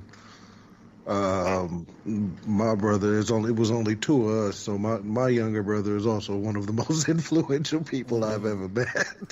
Yeah. In my life personally, in a lot of people's lives, you can't help but laugh every time you talk to him. All right. So with that laugh you just gave out, you apparently y'all got into a lot of shit. I can hear that in your laugh. What you mean, man? Hold on. Who you working for? Like, you know me? Who you working for? Hold on. Let's just say we defied life. Let's just say that. Word. And leave it at that. Right. Yeah. Yeah, I thought about this all day. And I actually got a head start a day on y'all because I got the question the day before y'all, of course. But, yeah, I had to, and it was tough. Like Al said, there's a lot of people that crossed my mind. There's a lot of people that put a lot of energy into me. And a lot of times I didn't reciprocate that. So, it was, that means a lot more when people continue to pour into you because they see something in you.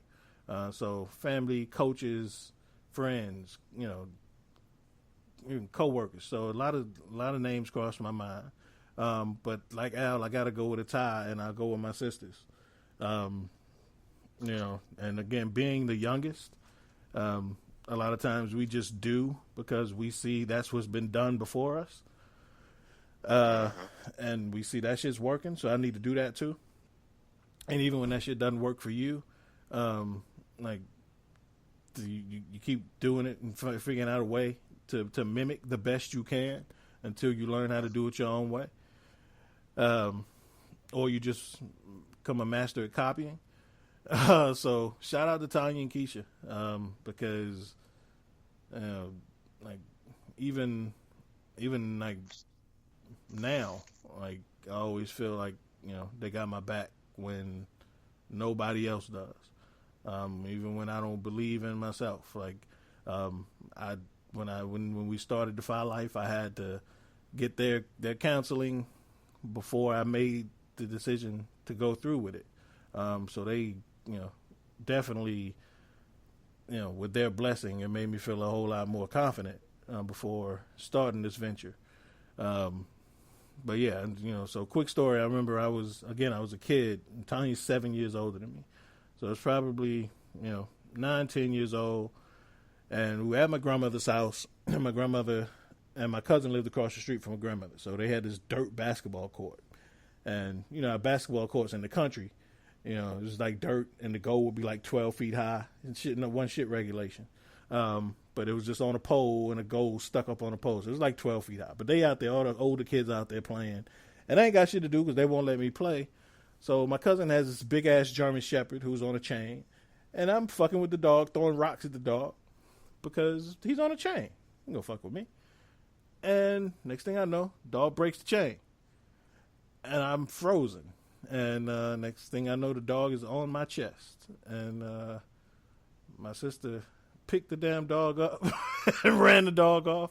But that kind of stuff, like still through life, I always feel like, whenever there's my life is in danger, my sister's got my back. So shout out to Tanya and Keisha. Yeah, man. You got rock stars as sisters. I have, those are just two cousins.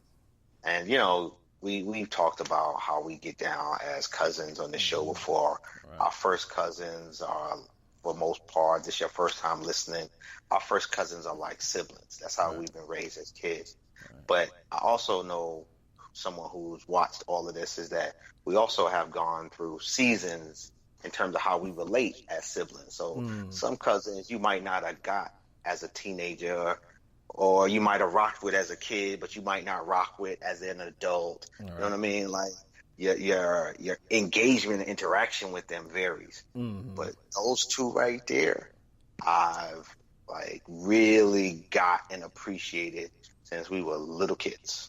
Mm-hmm. And we have related, liked each other, played with each other, enjoyed each other's company, like really got each other since we were little kids. And they ain't changed since then. And that's what I really, really like about them, is that I rocked with them and they've rocked with me for a long time. You too. You another one. And I think part of it is I just spent time at your house, and your dad had a lot of love for me, and it just translated into how I got interacted with his kids, and your mom as well. I adore her for how she treated me. So that's enough of Alvin laying on the couch. Right. Yeah. And you made my short list too. I think and a lot of it had to do with, like you said, you spent a lot of time, in the summers at our house. But like a lot of it was my infatuation with hip hop. And at that time, when I was coming up, it was New York everything. And you's the coolest motherfucker I knew.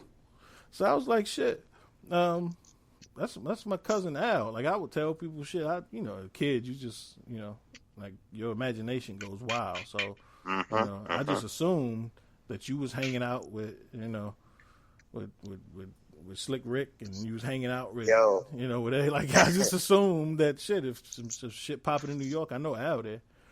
I can remember visiting some summers, and it used to amaze me with some of the questions I would get from some of Tanya's friends. Like, oh, you from Queens? Oh, man. And it didn't dawn on me. Like, now it makes perfect sense. But at the time, it just flipped me out. I would be like, oh, that's so funny. Why they think I know Run DMC? Why they think I know LL J? Like, do they understand how big Queens is? Right. And, of course, they didn't, because that's life. If you ain't they just people. You knew what you knew, what you was exposed to. Right. So it makes perfect sense now. But at the time, I used to be like, I could come home to Queens. They'd be like, "How was your summer?" Yo, let me tell you, man. The folks down there, we was up here hanging out. Like, yo, that's crazy. Yeah. So I get it. But nah. Yeah, but I mean, and then again, it's it's always been like your appreciation for hip hop, and of course, anytime you was around, if there was a basketball game to be played, you was in it with us. So that allowed for a lot of bonding and a lot of things you learn, a lot of things that I learned that I didn't even know I was learning from you. So that kind of stuff. So shout out to you too, man. Yeah, appreciate that, man. We come from good peoples, and that's just, we try to be good peoples and just share it, and we all are influencing each other because that's just how we rock. No doubt. That's how we defy life. Word. I can remember the first time I heard you spit. What's up, Pooh? But that shit had me as a hip hop head like, oh shit, yo, my cousin's an MC. Like, oh shit, my cousin's nice, yo. Like, it just, part of it was also the New York bias. Like, probably like, damn, like, hold on, wait a minute, he country and that motherfucker is spit. It just shocked me. But yeah, I was a fan early. Well, as soon as I heard it, I was like, oh yeah, my cousin's nice, yo. Appreciate that. Yeah. All right. Well, Pooh, you just in time, man. We are on a second listener question. So you're, and actually, man, you right on time for this one. Thomas from Wisconsin. From Madison, Wisconsin. Yeah. So your namesake wants to know who's the most influential person in your life outside of Tupac. I'm gonna try to go ahead, man. Hey, I'm gonna try to and Derrick Rose and Michael Jordan and Walter LeBron. Payton. Go ahead with that, man. But I'm gonna try to go with it, man, without popping and breaking down. So if I fall apart, you'll just go to commercial. Okay. So I would have to say my pop. And first off, before I go into it, I absolutely, no disrespect, I absolutely, adore my pops. I love my pops. However, everything that I wanted to be, that I wanted to strive for, that I wanted to become, it's in spite of my pop. Like it's an inverse of what I saw him, do. So, Pop was a womanizer. So I said, shit, I don't want to be a womanizer. My pop used to fight my mom. So I said, shit, I ain't gonna never fight my wife. It was, I said, they broke apart and wasn't with his family. My mom was a single mom. So I said, shit, I ain't gonna never leave my family. When I played sports and at different events where, it was son, dad, son, I can't ever recall my pop being there. So I said, shit, no matter what my son does, if they playing spitball in the playground, shit, I want to watch.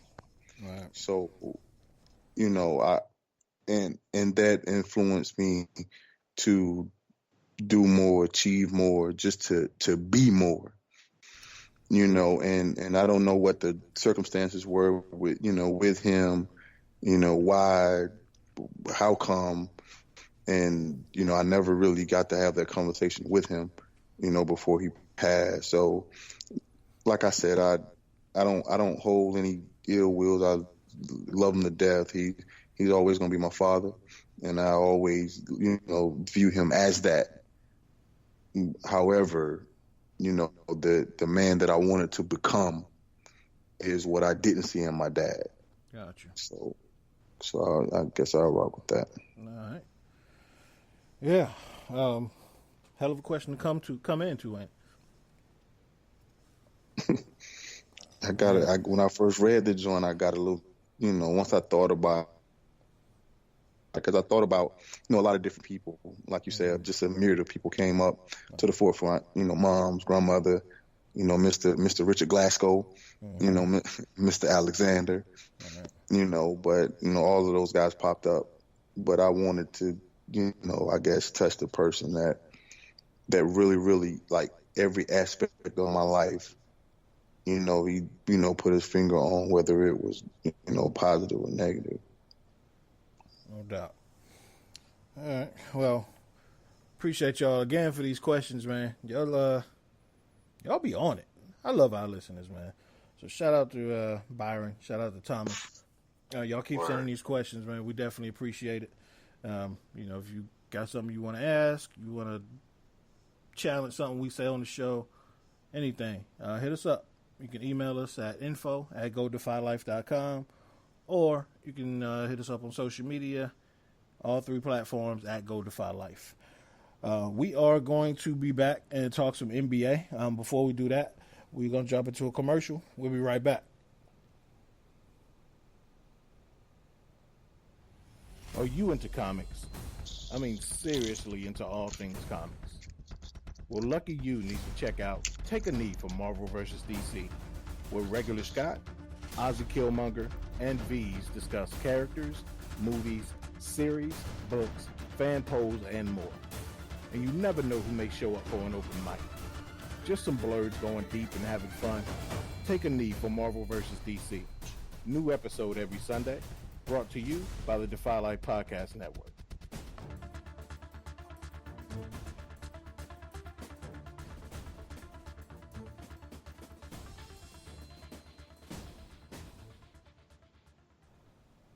Welcome back to the Defy Life Podcast. This is episode 112. This is J.R. Glymph, along with Alvin Glymph, Thomas Stevens, and Jason Joseph. Again, guys, that was Take a Knee for Marvel and DC. Y'all definitely check that show out on the Defy Life Podcast Network. Shout outs to those guys, Regular Scott, Ozzy Killmonger for hitting the top 200. I think they hit, 53 on iTunes last week. So shout out to those guys. All right.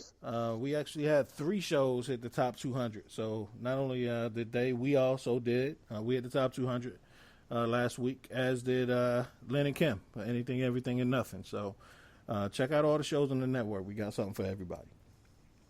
So when we left off, we were talking about, answer some listener questions. We got a little touchy, a little touchy-feely. But we ain't afraid to do that, man. We are well-evolved Renaissance man here on the Defy Life Podcast. That's what we do. Right.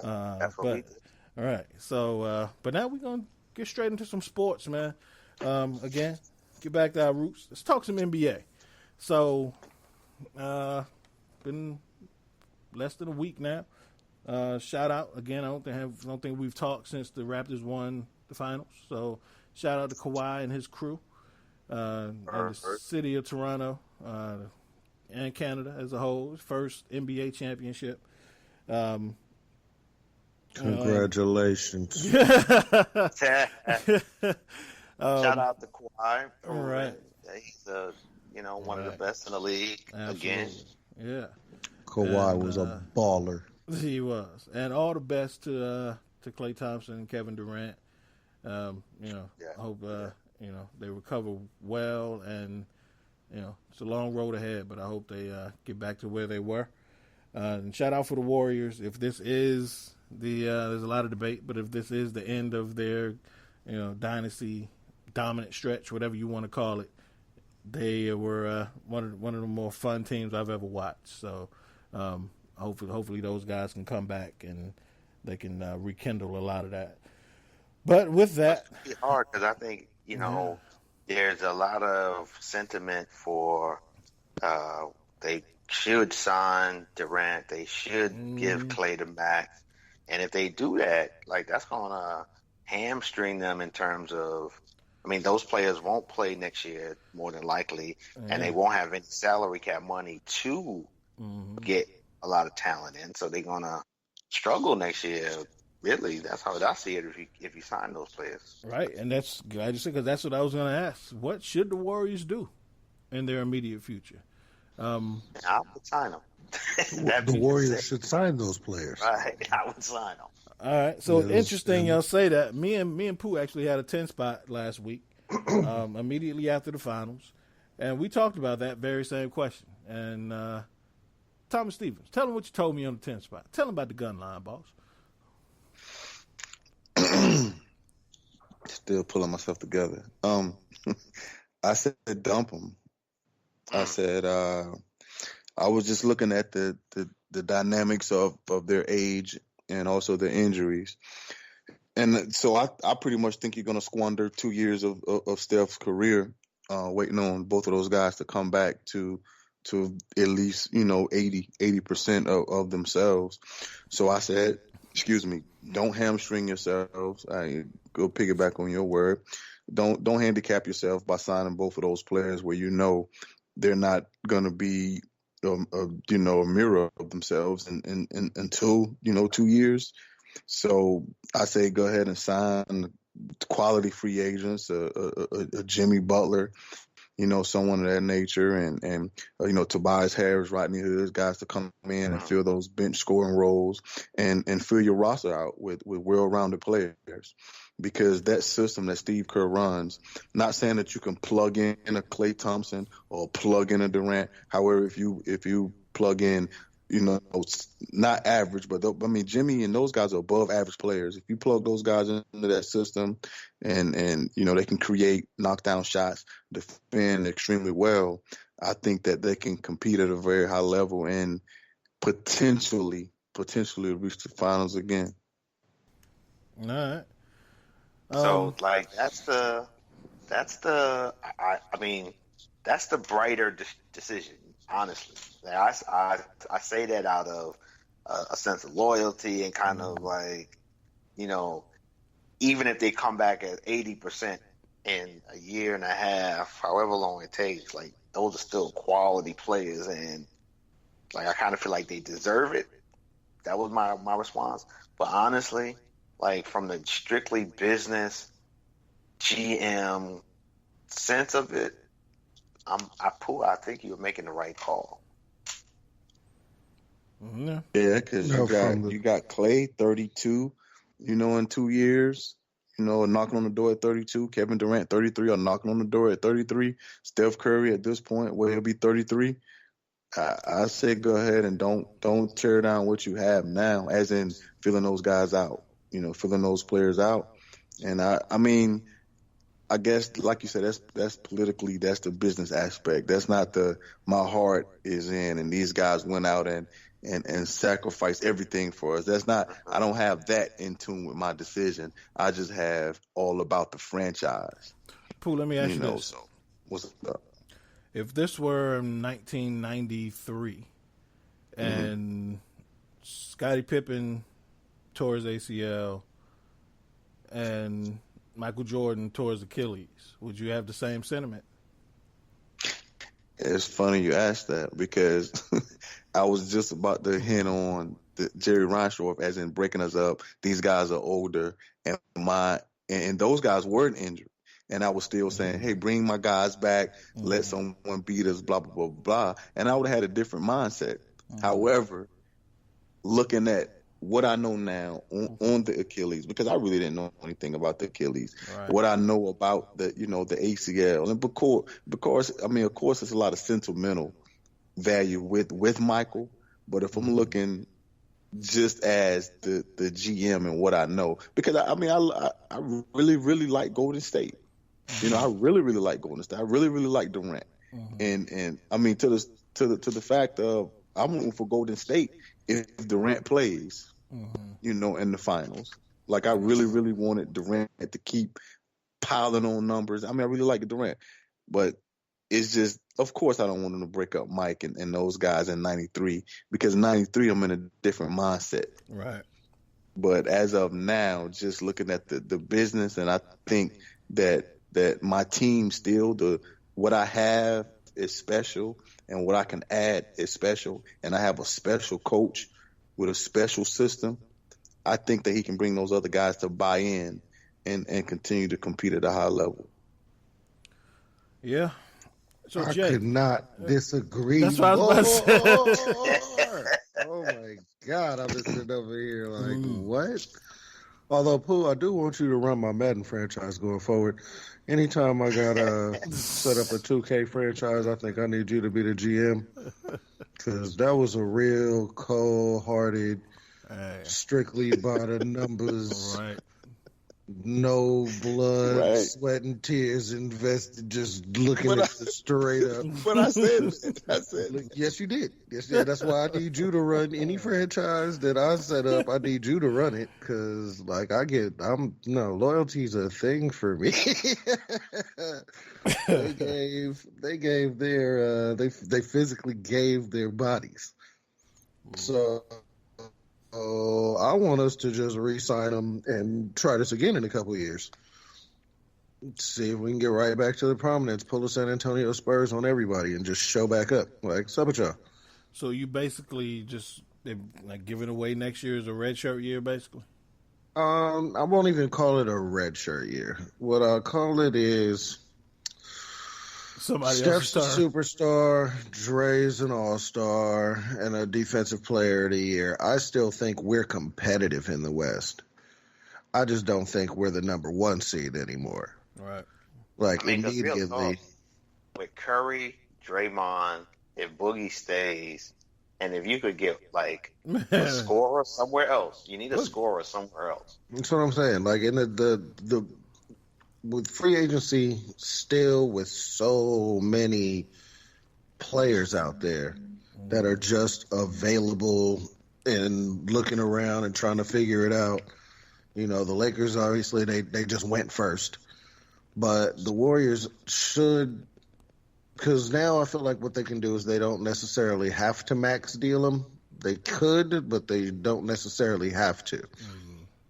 Like, I think they could sign them because I don't know that anybody else wants to take the flyer on what if they come back at 75% of what they were. Whereas teams are lining up for it. Yeah, are they already lining up for it? Yeah, like, they're lining up take for next the year max. off. No, they're lining up for the max, giving those guys the max. Fair enough. Yeah. Well, if that's what they want to offer, but no, at the very least, the Warriors need to offer. They need to match offers at the very least. If they want to go, then they can go. I mean, they've earned what Kevin's earned specifically everything he came to the Warriors for. Like, for every year he's been a Warrior, we've been in the finals. We would have had, other than a ruptured Achilles, I felt like we had a fighting chance. Other than a torn ACL, I feel like we had a fighting chance with Clay to even force a Game 7. Like, Man, I think if he they're tore his both here, he tore his ACL with 30. I believe if they were both healthy, that Golden State had them. I think Kevin Durant was the difference. So I think they would win that finals if he was healthy and Clay was healthy. But I agree with that. But injuries are part of the game, and it's hard as a actual lifelong Warriors fan to see them do what Pooh just said. It would be hard for me.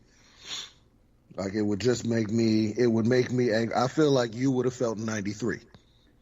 Because my whole life, we watched them lose. And then for this last little run, I've watched them win. I want them to keep doing that forever. Winning feels better. Yeah. That ain't going to happen. I know. But it's not realistic. It's not logical. It is all heart-based. Right. But, no, the worst part is I listened to Pooh's whole argument and I was over here going, no, I'm on mute, cussing you clean, smooth out. And then I listened to the whole thing and was like, but damn it, he might be right. Okay. He might be right. But even then, like, I don't want Jimmy Butler on my team. It's nothing against Jimmy Buckets as a video game player. I'm always go back to 2K. As a video game, Jimmy Buckets is awesome. But after listening to JR eviscerate him every year, I don't necessarily want Jimmy Buckets on my team. Tobias Harris plays the same position as Draymond Green. I don't need another one of those for real. Yeah. Like, if we signed him and kept him, I would be happy there. But if we let him, based very well stated argument, then I don't think I'd be mad. I think I'd understand, but I can tell you that the Bay Area would be mad. Yeah, Like as I'm a sure whole, they'd be pissed they're getting for a while. new. Yeah. Well, they're getting a new stadium next year, and you want us to bring a whole new look team in? We just made 5 straight finals. What are you doing? Yeah. We built this stadium for them. But either way, there's going to be a whole new team. Like, well, at least for a year. But I'm talking about a whole new team. Because, you like, know what I'm saying? If not they're only on the roster. Yeah, because, I mean, not only are those two injured, but Sean Livingston's retiring. Iguodala may retire. So that's your whole core.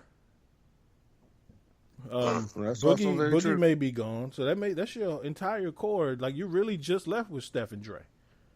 That's pretty much what we're left with. And Looney and Bell. Quinn Cook. And Quinn Cook.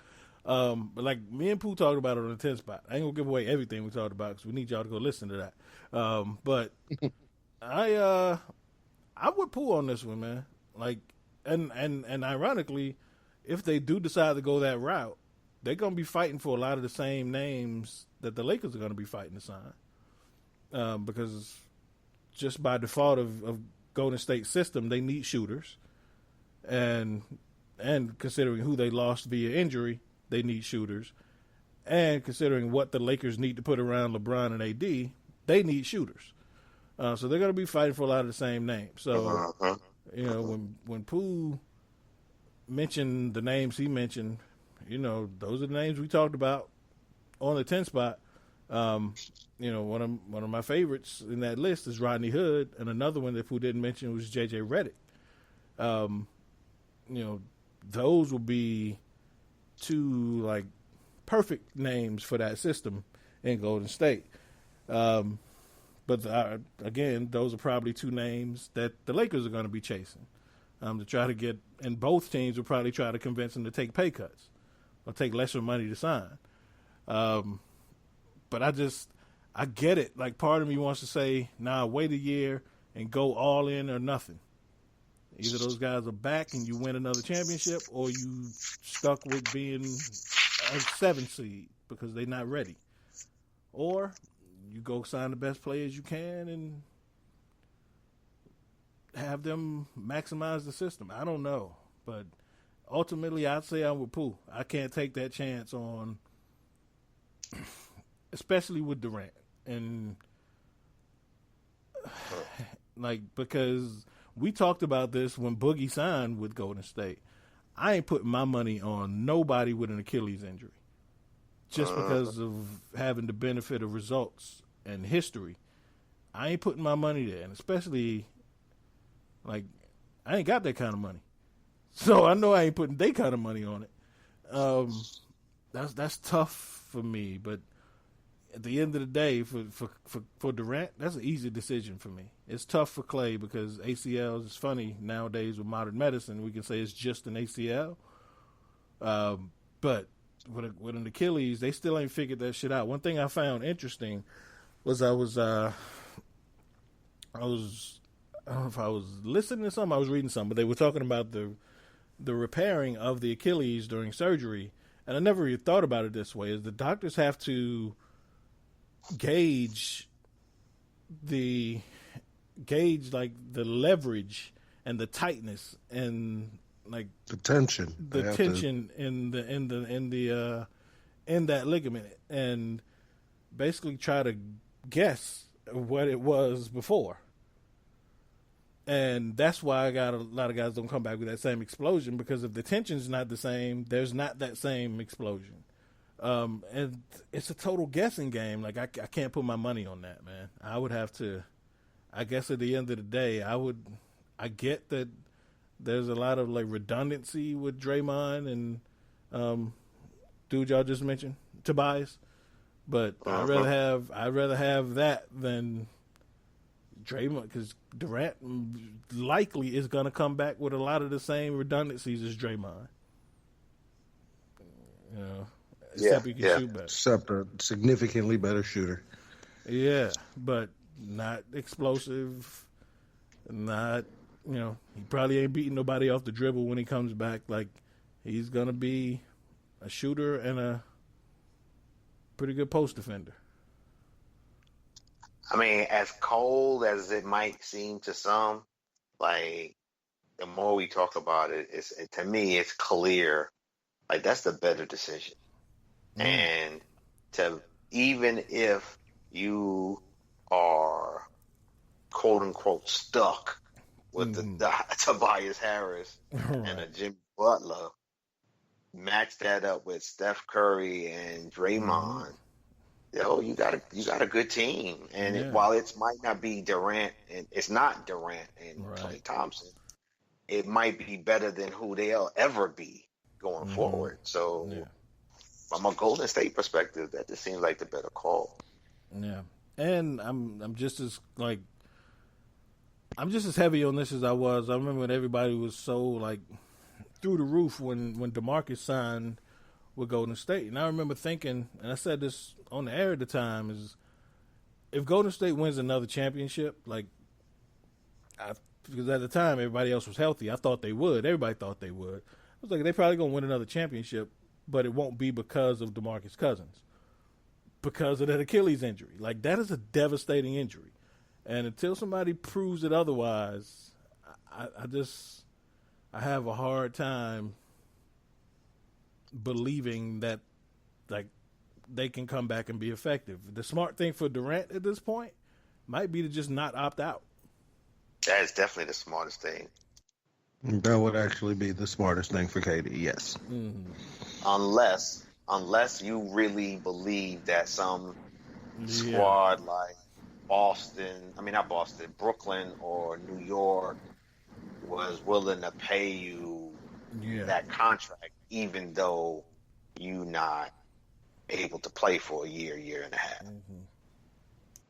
Like, you know what I mean? Like, if just because Golden State ain't gonna sign me that contract, if y'all telling me New York gonna give me $30 million a year one season, I'm signing that contract. Yeah. I think it's more of a crapshoot for Durant. He'll be totally betting on himself if he opts in, because I think right now it's a total enigma of what he may be after surgery and after the rehab. But if he opts in and he shows that he's not the same guy, that he's 70% of the guy that he used to be, I don't think that he'll get the contract that he would get now, as in the total enigma of the situation. Yeah, good point. Yeah. Oh, man. Tough decisions to be made all around. But I guess there's a lot of smart people that got some decisions to make, and that's why they get paid the big bucks. We just get to talk about it. Very true. Until we get paid the big bucks and buy a team and Tom Stevens runs it. Damn right. Because I'm all in favor of that in advance.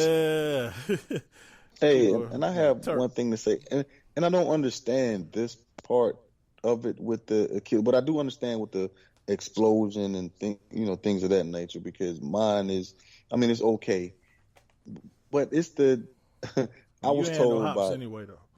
Man, you crazy. I was mad at spoke. Hey, before the knee injuries. But that's what I said. By the time the Achilles came around, you ain't had no explosion. Right, we couldn't even put a phone book under my feet. But by that time, the Dr. Jeffrey guy, he's like renowned on the East Coast. He's like, they have him second ranked under Dr. Andrews on the East Coast. So that's the guy that did my knees and my Achilles and everything. But he told me, I had a in-depth conversation with him, and he told me that the Achilles is the only major tendon that can repair itself. So it's just so hard to see how no one can recover from it, because what they did, I didn't even have surgery. They put my foot in a boot and it arched my heel, and it bent my heel and my Achilles pointing to each other, the snap ends to each other, and it repaired itself. as it grew back together, together, attached itself. So I just don't see why I guess it's just the body, or like you said, the elastic or whatnot, or they're just guesstimating the stretch or whatnot. But I just don't see how it doesn't, because it repairs itself. It does, but there's still, like, anytime there's scar tissue involved, for one, you lose flexibility. Two, you lose range of motion. And three, you lose strength. And, of course, with scar tissue, anytime you break that scar tissue, and most athletes do after surgery, you're breaking that scar tissue, it leads to further injury and further weakening. So it's a chain reaction of things. Why? And the Achilles is the largest tendon in your body. I guess it's and it's weight bearing. It's a lot of factors that goes into that. And again, it's a whole lot of smart people been trying to figure this shit out for a long time, and they haven't. So until they do it, I'm going with man, Achilles is like Father Time. I'm telling you. Yeah, Hey, I agree with it. One thing I noticed though, the one that repaired is huge. Like it's way thicker than my one that wasn't torn. And I just think that's weird. It's very weird. So then you got an extra 3 pounds of tendon on your ankle. And you can't jump as high. Look at DeMarcus Cousins in the finals. The kid couldn't slide a toothpick on his feet. Yeah, but I don't know that DeMarcus is the best example of the most physically fit human being in the world.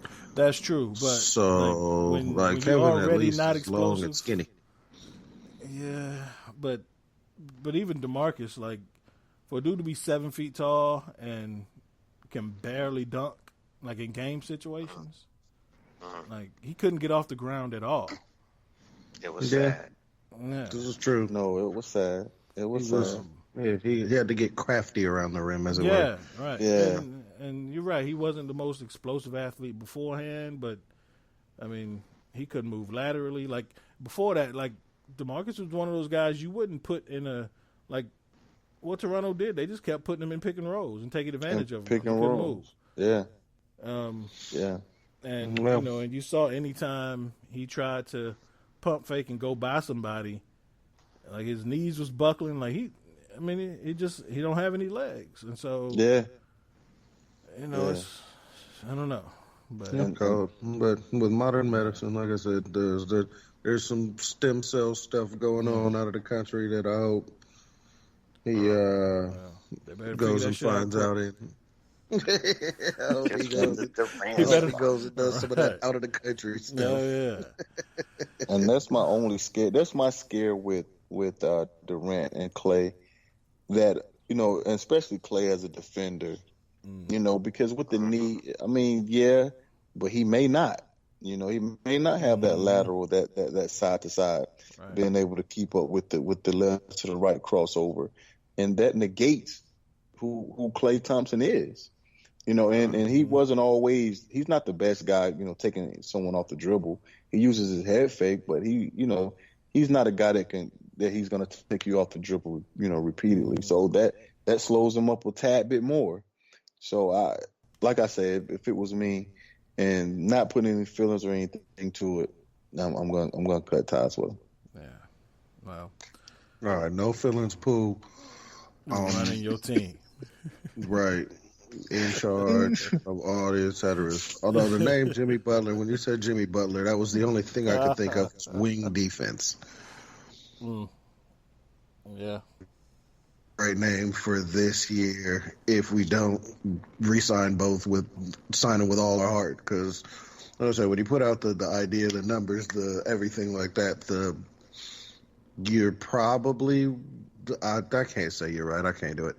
But it sounds good. It's a sound argument. But Jimmy Bucket's back there. At least we still have the wing defender. Right. Yeah, he decent on the three. He can create. He like a splash third cousin. Yeah, he can defend, and I think I think Harrison Barnes is trying to come back for doing that stupid stuff he did by opting out for $25 million because no one is going to pay him that. So obviously he wants to go play for a winner because no one is playing Barnes. He averaged 14 points a game. Right. No one's paying him more than $25 million. You know, so that'd be kind of cool. But yeah, Jimmy Buckets that'll be an interesting. I want to see free agency overall finish unfolding because, like I said earlier, the Lakers went first and gave up their entire future to make the New Orleans Pelicans the most fascinating young team ever. But did they though? That's what we want to talk about. I still think that wasn't enough. I do. Oh wow! So, tell us what you mean by that, Pooh. Hey, I think they should have. I think it was no way they should have did that deal without Kyle Kuzma as well. They would have had him last year if they took it. Yeah, they would have had him last year because with the collection of talent, you know what you got with Will. In fact, you don't know what you got. All you know is that they have a transcending player in Anthony Davis. He's top three, could be, the top player in the NBA at any given day. Any given moment. So you gave that player away. That's the player you had, and you brought in a bunch of possibles. You brought in a bunch of ace of spades when it's jokers and deuce of spades out there.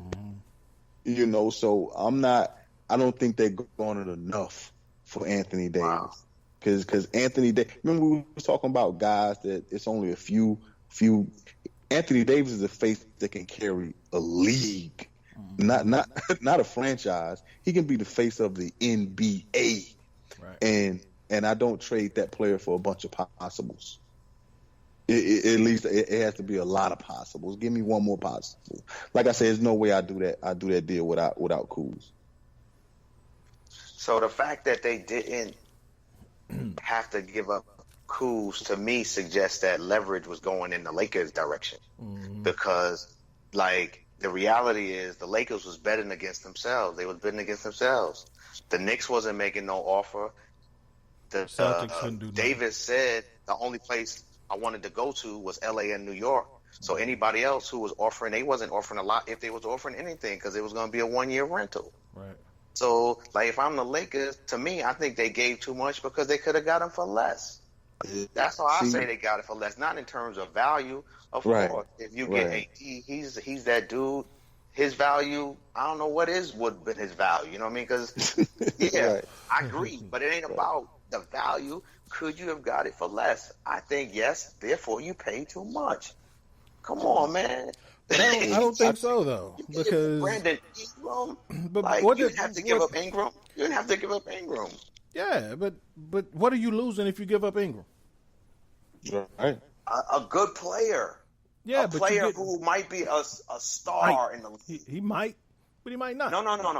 I'm not mad at Anthony. I'm not mad he's on my team. All I'm saying from the haggling perspective of a negotiator, leverage is going in your direction. Don't give up Ingram. You gave up too much. And I think it seems desperate. That's what because to me, I'm looking who else are they dealing with? They only dealing with y'all. So don't even offer Ingram. But if I get a chance to get Anthony Davis, LeBron James, Kevin Durant, any of those three, I'm fine with being desperate. Call me desperate. So am I. Nah, I'm not. Okay.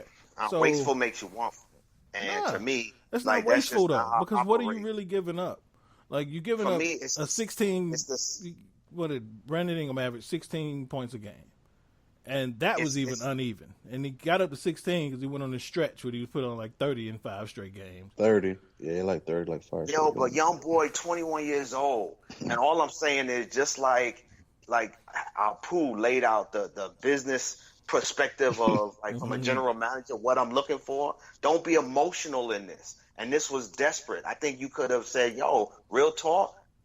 Who they bidding against us? He says he's going to New York or LA. That's it.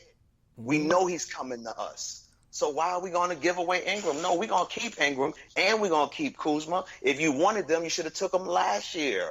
Why are we rushing? So you're going to take the chance on him not signing? Yes. Oh well. Okay. But that's what you did with Paul George, and how'd that work out? How'd that work True out? indeed. Carmelo Anthony didn't work out. There's examples of those situations, those choices going bad and wrong in any case. A In bird in my the opinion, hand. you stick with your Yes, sir. principles. A And bird in the I'll hand, play the man. game. You right. But real talk, I'm a bet on the fact that I know I'm the only one you're dealing with. And the Lakers have shown, the You have Lakers that- front office has shown that they can fuck that up.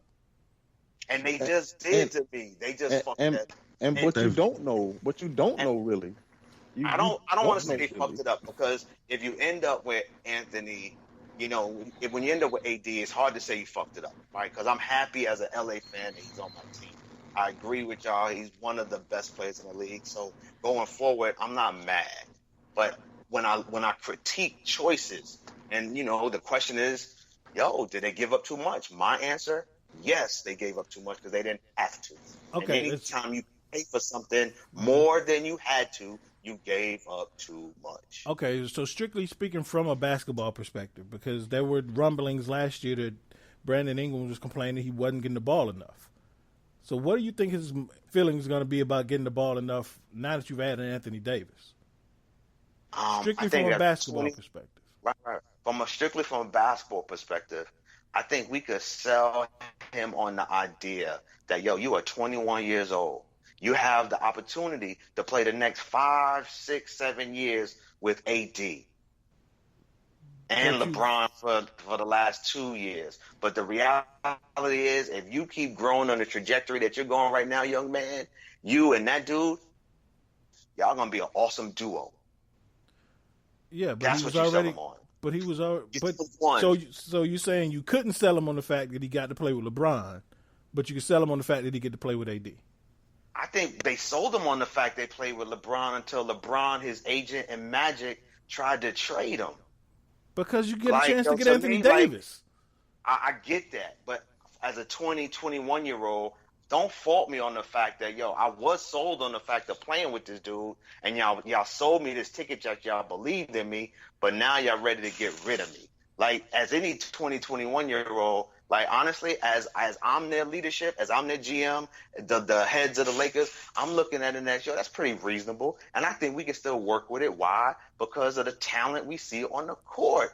Dude can handle the rock. He can shoot. He can play defense. He's lengthy. We want that on our team. He's a good dude. You don't give that away if you don't have to. That's all I'm saying.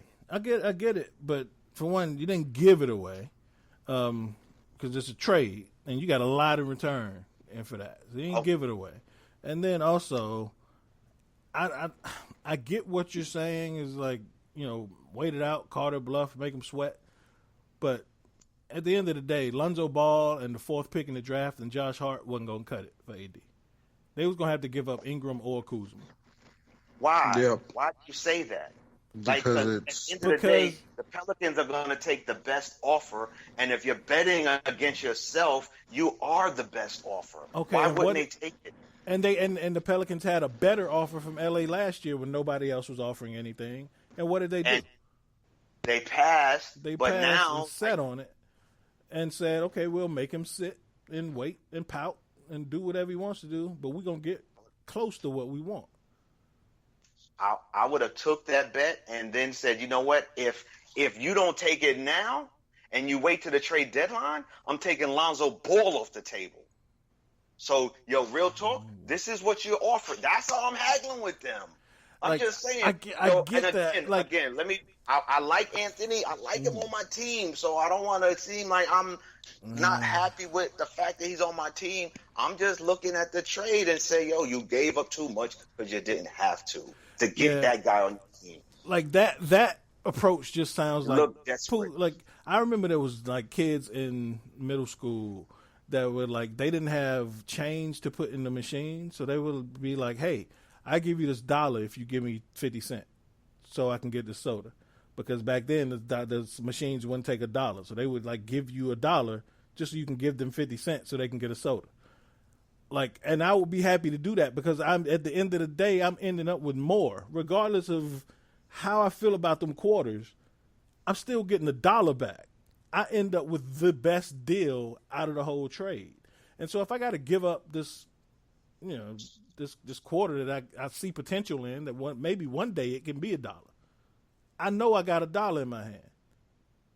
You get what I'm saying? So, and I'm not taking the gamble that this, like Pooh said, a bunch of maybes are maybe going to become something one day, even though they haven't shown me that yet.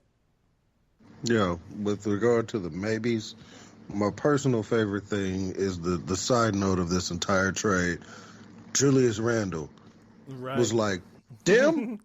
Oh no, I'm out. I played with them already. I'm cool." Exactly. Did he leave? Send me Yeah, he somewhere opted else. out the next day. The next day when he saw what the trade had. Wait, who, them? Oh no, I'm not playing this game no more. I played with them already. Yeah, and I think with the what's lost in all this is the Lakers ain't got to deal with LeVar no more. Now that's a positive. Right. Yeah, that's true. That's a plus. I mean, that's like I a said, plus. New Orleans is the youth that they just got, with all of the accoutrements, all of the attributes, all of the things you just gave Brandon Ingram.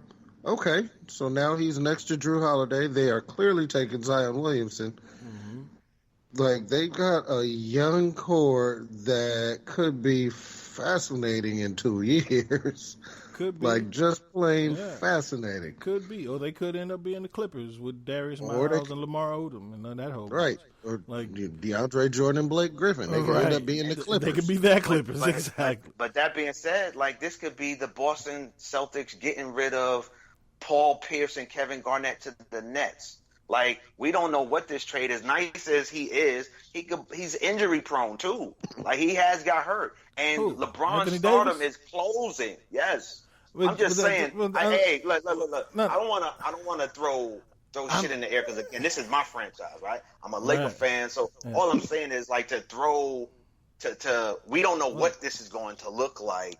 So, well, I just want to correct your narrative right quick, though, because it's a lot of shit that was given up, and I'm just saying we didn't have to give it up. Yeah, I just want to correct that narrative that Anthony Davis is injury prone. Like, the last 3 years, he's averaged 75 games a season. That's above average. Okay, I take that back. So I take that back. I think the stigma of him in his first 2 years having shoulder problems.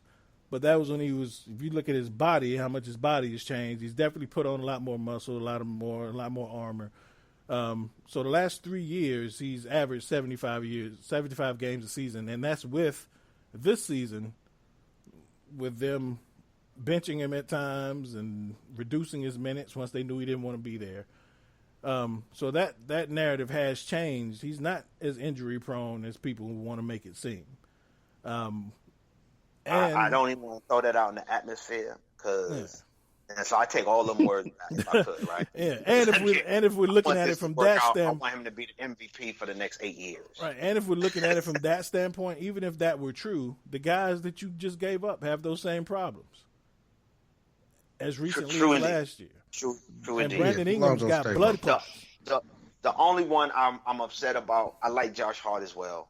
The only one I personally would preferred him to be a Laker next year is Brandon Ingram. That's the only one that I really thought has potential to be a star. And Josh Hart as well. I think he's going to be a dominant defender, improving shooter. I think they're going to love him. Reminds me of John Starks. I think they're going to love him. And I really like what I see in what they're building in New Orleans. They're going to be a team that's, if they get it, figure it out, that's a lot of talent on that team when you add Zion into that mix. Right. But I also think the fact that probably only one of them is going to go to New Orleans and start. And that's Ingram. Lonzo's not going to start. Yeah. No, not over Drew. Not over Drew. And Hart's not going to start. You really Who's that shooting? That two guard? Drew plays Ingram. Drew plays the two, isn't it? Well, they'll probably move Drew back to the one. I thought the other kid played the one. Hold on, let me Google that kid. Yeah, I'm looking at him too. Let's see. But if Drew plays the one, Ingram's probably going to play the two.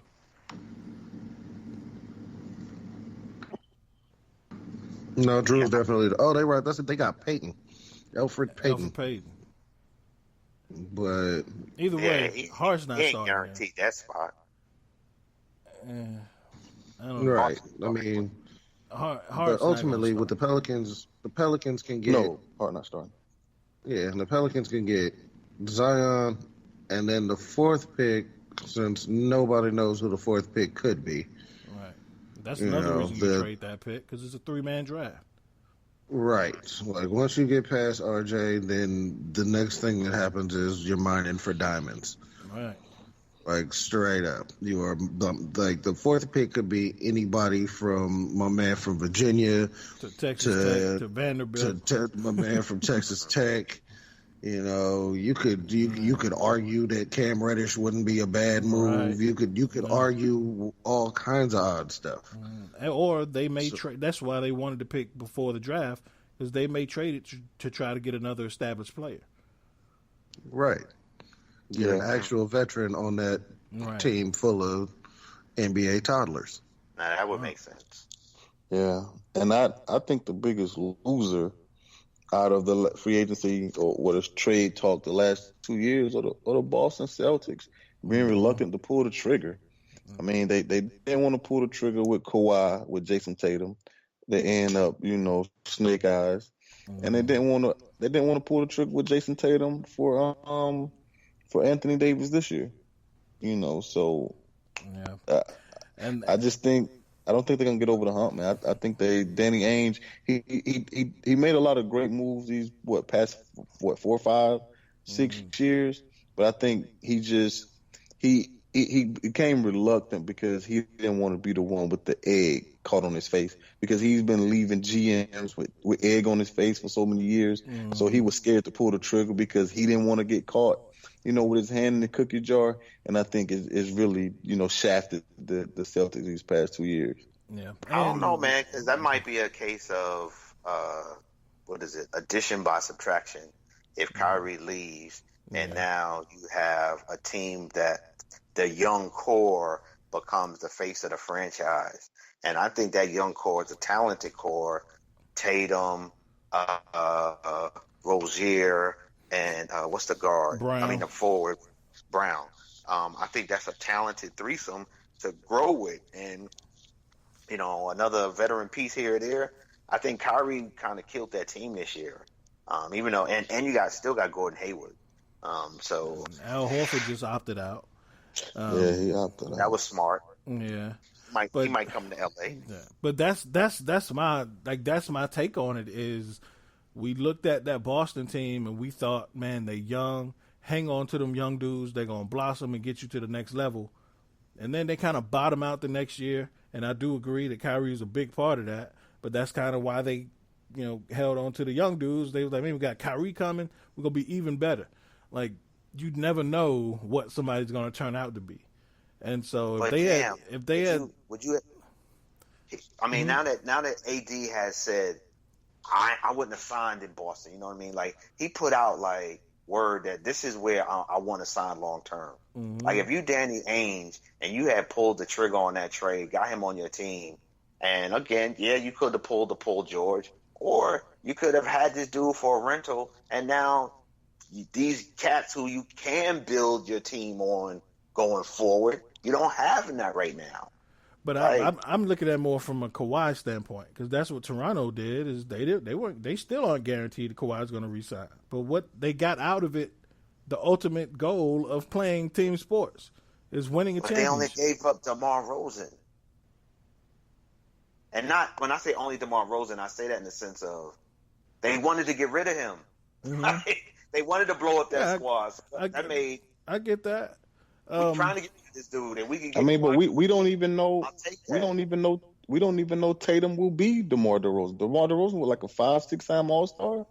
We don't know that. We don't know that. Not even DeMar DeRozan yet. Right. He's not. Right. But my point was, deal.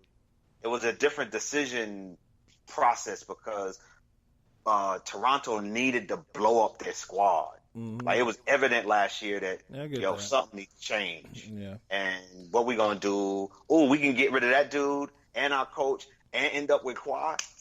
run it. That's what we doing next year. Yeah. And a big Boston part of don't that have is LeBron was no longer in the East. that too. That too. But it was the same thing with. I mean, he was on the table for this. Man, no, I'm sorry, man. Tatum will be on the first thing smoking if they talk about Kawhi Leonard. And I said the same thing last year. Remember, Jay? Yeah. And I was like, dude, man, it's no way. It's no way. No way. Yeah, I don't know. And that's why Pooh's supposed to be the GM. And this year they talking about AD, and they saying, hey, Tatum gonna make the deal go. They talking about Tatum and one of those first round picks. And dude, that wasn't giving up a whole entire lot, because the Pelicans viewed Tatum as a budding star. So they're gonna take that in that first round pick. So they wouldn't have gutted their franchise like the Lakers did. Right. You know, so I would have took that chance on, okay, let's sell AD. I think that we can beat Toronto if Kawhi comes back. Oh, wait, Kawhi might not even sign, and we just brought in Anthony Davis. The East is ours. I mean, you got to take that chance. To me, you know. Yeah, me too. Like if I know what a guy is at this point, that's always that's always been my criticism of like NFL teams during draft time, is they hold draft picks and young talent, and young potential talent in such higher regard than established talent. Right? And so that's the approach that like Danny Ainge is taking, is hoarding these draft picks and hoarding this young talent when you got a like top 3 player in your lap, whether that's Kawhi or AD. Go get him. Yeah, I'm only getting them if I can keep them. And that is tough. That's a tough even decision. even if I can get them and keep them, I'm only going to pay for them what I have to pay for them. And I can recognize when I'm doing the fucking. And once Kuzma's off the table, now I realize leverage is on my side. And now I'm fucking you. I'm not just, you're going to pay for not giving them to me last year. And if you don't give them to me now, you're going to pay if you give them to me in the trade deadline. Yeah, and but guess what? If you don't give it to me in the trade deadline, he's coming to me next year. That's what I'm kicking to New Orleans. I'm not reacting to my fans saying, we need him right now. Shut up. Y'all don't know this. I know this. And I'm fucking y'all because I know leverage is on my side. That's just where I would have been. I get that. But I think part of the, your punishment for not taking the deal last year was not giving up Kuzma. That ain't enough. I hear you. You're right. That's what that was the sign that I was like, ooh, I'm in the driver's seat. Oh yeah, okay. If you're gonna give me Kuzma, you're gonna give me Ingram too before you leave this room. And I think our outlook on Brandon Ingram's future is different. So I think that's kind of where it's generating where we like look at the value anyway. Like I like Ingram. I don't see no dog in him. I don't see his willingness to just watching him play. Of course, I don't know how he does on an every day-to-day basis, but I don't see a dude that's like, at least at 21, I don't see a dude that wants to be, that needs to be great. I see a dude that will. Yeah, it will. But I don't know, man. It's going to be interesting. Again, the Lakers are the favorites to win it all next year with 5 players on the roster. They should be, because I'm saying we got this dude that could shoot, run the floor, block shots, can handle the rock. I'm saying, let's do this. They got 5 players on the roster. They have 5 players on the roster right now, and only $23 million. LeBron, AD, Kuzma, Mo Whitster, or whatever. Mo Wagner, Isaac Bunga. I like him too. Yeah, I like so him I mean, too. they got 5 dudes that can play, but they still only He's got 5. raw. So again, they literally the Lakers, got 5. Though. Yeah, but again, the Lakers need to be looking at the JJ Redick, the name that I and the Rodney heard. I was Hood. about to say that name, Redick. Mm-hmm. I like adding him to our team. Right. That's one thing we have not had is a knockdown shooter. Right. And I would like having that. Right. And the drawback at this time for LeBron is going to be, because, there's always dudes that follow LeBron around, and LeBron can entice them to come for a chance to win a championship. But a lot of those guys are either on their way out or already out of the league now. Yeah, LeBron been around too long at this point. And so he doesn't have a lot of those, like, established, was it James Johnson and Kyle Kuzma and those guys? Kyle Korver, I mean. And, so. Well, Melo getting a tryout. Melo getting a tryout. J.R. Smith may get a tryout. You never know. Oh, please. Yeah. He might. He might. No, but I was hearing them talking about Kevin Love might get traded, and then they buy out his contract. Like, that's the type of a veteran on the minimum situation that they might build their roster up with. So those are the kind of deals they're gonna have to look for. I think, like, as beautiful as it would be, I think like like Kemba Walker is off the table. They just don't have the money to pay another superstar, or another star. They don't have the money to do that. One thing I would look at is I think he's a free agent too. It would be Terry Rozier. Oh yeah, I would like to see him. I like him. But names like that, guys that are budding, they ain't gonna break the bank. So you're gonna get Terry Rozier, JJ Redick. We're trying to sign Terry. Yeah. Yeah, we're trying to sign Terry. We're trying to trade Dunn and sign Terry. Y'all don't need Terry, man. Y'all gonna ruin Terry. Man, go ahead, man. We gonna they don't know what to do with Terry. Y'all know what to do with Terry, man. Go ahead, man. Let Terry live, man. Let that man be great. True that. You're gonna go to Chicago and forget he in the league. Man, go ahead, man. Don't do us like that, man. Even though our organization sucks. I mean, y'all doing yourselves like that recently. No, I agree. Our front office sucks, man. Totally. Man. Wow. Not gonna do it, but if we would have did that deal and traded for Chris Paul and traded Lauri Markkanen for Chris, man, I would have lost my mind. I would have been done with basketball. Period. Trade Lauri Markkanen for who? Chris Paul. Oh, this year? Larky Markkanen and Chris Dunn and our 7th pick for Chris Paul and something else. Like, I was like, yo, please don't call me with that. Please don't tell me no crap like that, because I'll be totally done. I'm stupid like that. Oh, man. That would be foolish. Would be. Well, poof. And this is just the first week. Right. Yeah. And the draft Free is 2 agency days about away. to be fun. Yeah.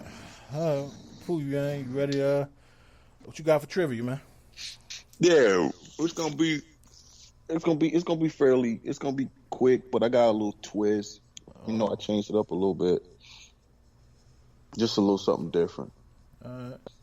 So, what it's gonna be? Let me see. I had calculated for money. So, you're gonna have, for each correct answer, you're gonna obtain 20 points, right?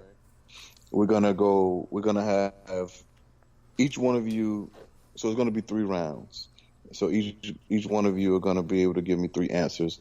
So you're gonna be able to obtain 60 points, right? No, 120 points. Yeah, 120 points. So at the end, we're gonna have 3 questions, Jeopardy style. Okay. Right? Okay. The only twist is you're gonna have to wager your point total before you hear the question. Okay. Each one of you get to answer the question. See, the listener's not really gonna get to hear your response. I'm gonna have to read the response because you're gonna text it to me. Oh, okay. So it's just like you're holding up the boards in Jeopardy. Mm-hmm. See, I don't know a way for y'all to give me the answer because I can't say one after another one because you'll hear what the other person said. Right. So you're gonna have to text me the answer. Okay. All right. What about Are we texting in the group or solo to you? No, solo to me. Because if you text me in the group, the other person can see it. Yeah, it just mean I'll text last.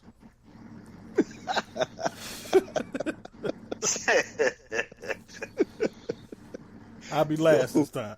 So Is he dead? hey, I'm all for the honor code, but business is business. Gotcha. Right now it's business. We're not gonna go on the honor code with business. So this time we can use our phones. Yeah, you have to text me the answer. But like I said, that's at the end, the 3 Jeopardy style question. Oh, okay. All right. Okay. So the 2 categories are highest paid players in the NBA. So I just did the top 20. Right. So all you have to do is name a player on that list, and you can obtain 20 points. Okay. All right. So let me see. I had 9, 18. So each one 3 rounds with money on there. So if y'all think we got time, we could just go ahead and we could do them all.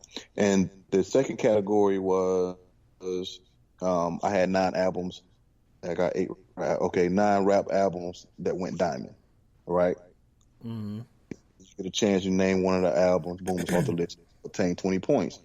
If you don't give me an answer in the allotted time, of course you don't get any points.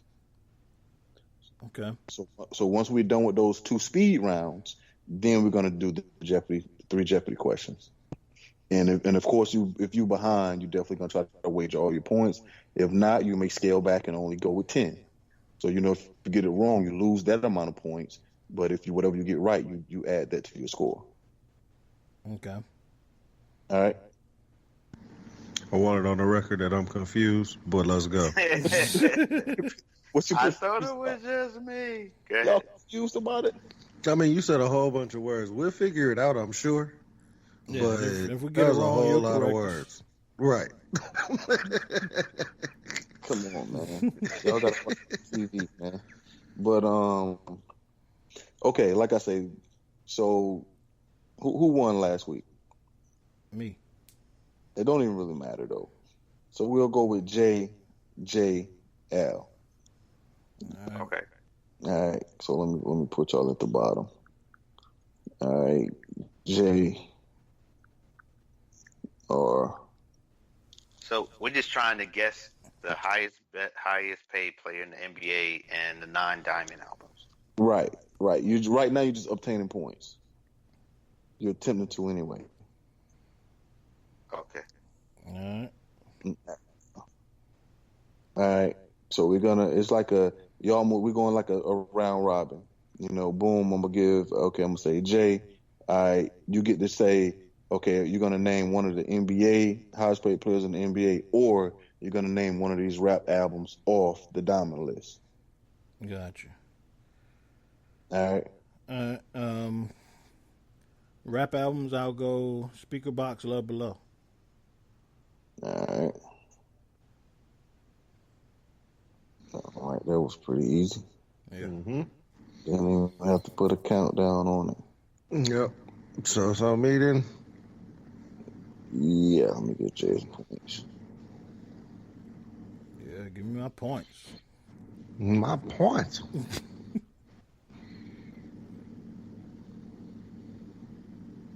You got his points? All right. Yeah.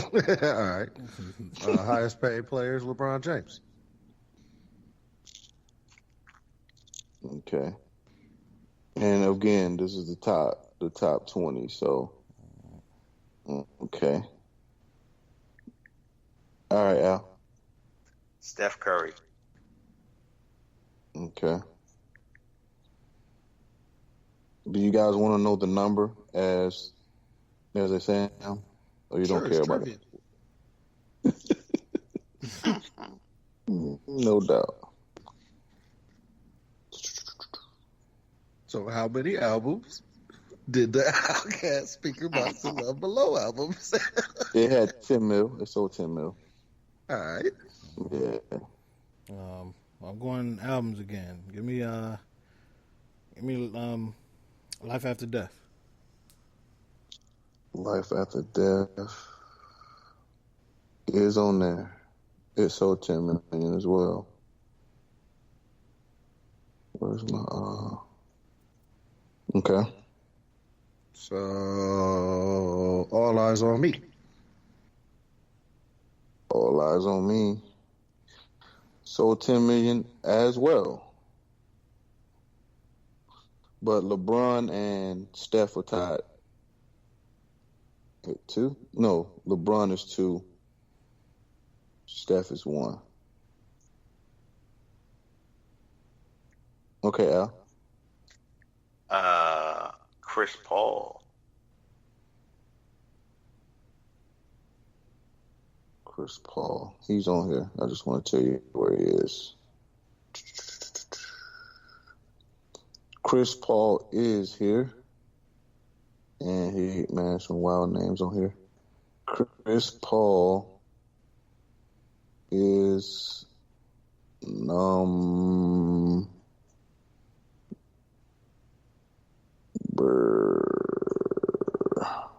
wow.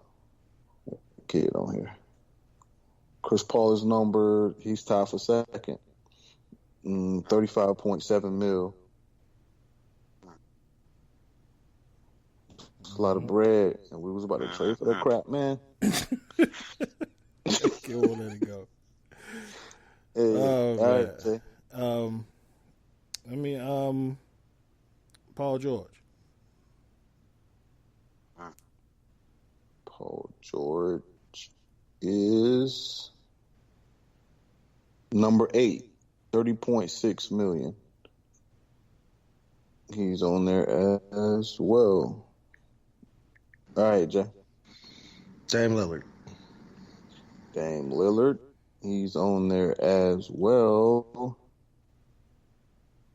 Diggity Dame is... I'll give it to you. Young Big Game Dame. Oakland. God damn, just had that got that payday. I can't believe that kid right there making that much money. But damn that.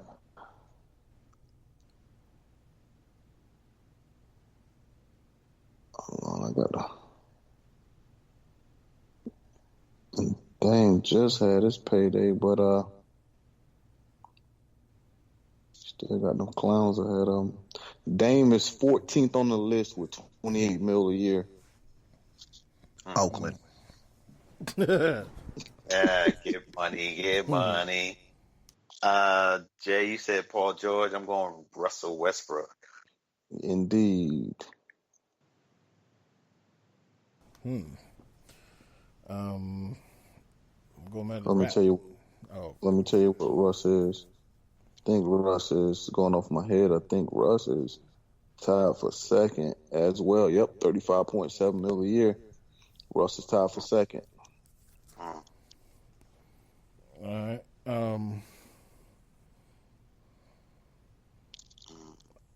10, 9, 8, Let me 7, see. Marshall Mathers LP. Yes, sir. Oh, wow. Marshall Mathers LP sold 13 mil. Wow. Mm-hmm. No, I'm sorry. 10 mil. All right, West Coast. I guess along the same lines, the Eminem show. That sold 13 mil. Wow. Yeah. Kid got 2 albums on there. On you, Al. Slim Shady. I'm going with the bearded one, James Harden. James Harden? Yeah. Yes, sir. I thought he was trying to get the Slim Shady album That's in what I there, thought, too. yeah. Yeah, So I was like, hey. Oh, nah. I was about to hit you I with was the like, boy, you sad done trumpet. squandered. Hey, I said, damn, Al done squandered 20 points. Nah. Just shouting out to. Hey, that what's dude. crazy is James Harden is 10th. Wow. Yeah, he's 10th with 30.4 mil. Jeez. Yeah. All right, Jay, back on you. Blake Griffin. No. Yeah. That kid signed a big deal. They got that big payday, man. Right. Put in Detroit. Blake. Hold on. Gotta be on top 20. He's fifth. He's fifth with 31.9 mil. Damn, I know he's that high. Ouch. Yeah. Yeah, Blake got paid. Yeah, Blake. Yeah, Blake got paid. All right, this the fourth round on you, West Coast. Kevin the Achilles Durant. Kevin the Achilles Durant. Yes, sir. Let me tell you what he is. Well, yeah, what he is. He's not even top 10. Kevin Durant is 11th with 30 mil a year. Signed a 2-year, 61 mil contract, 61.5 mil contract. Okay, Al. How about Anthony Davis? AD. I see AD on here, Al. Man, it's a crazy name. Oh, man.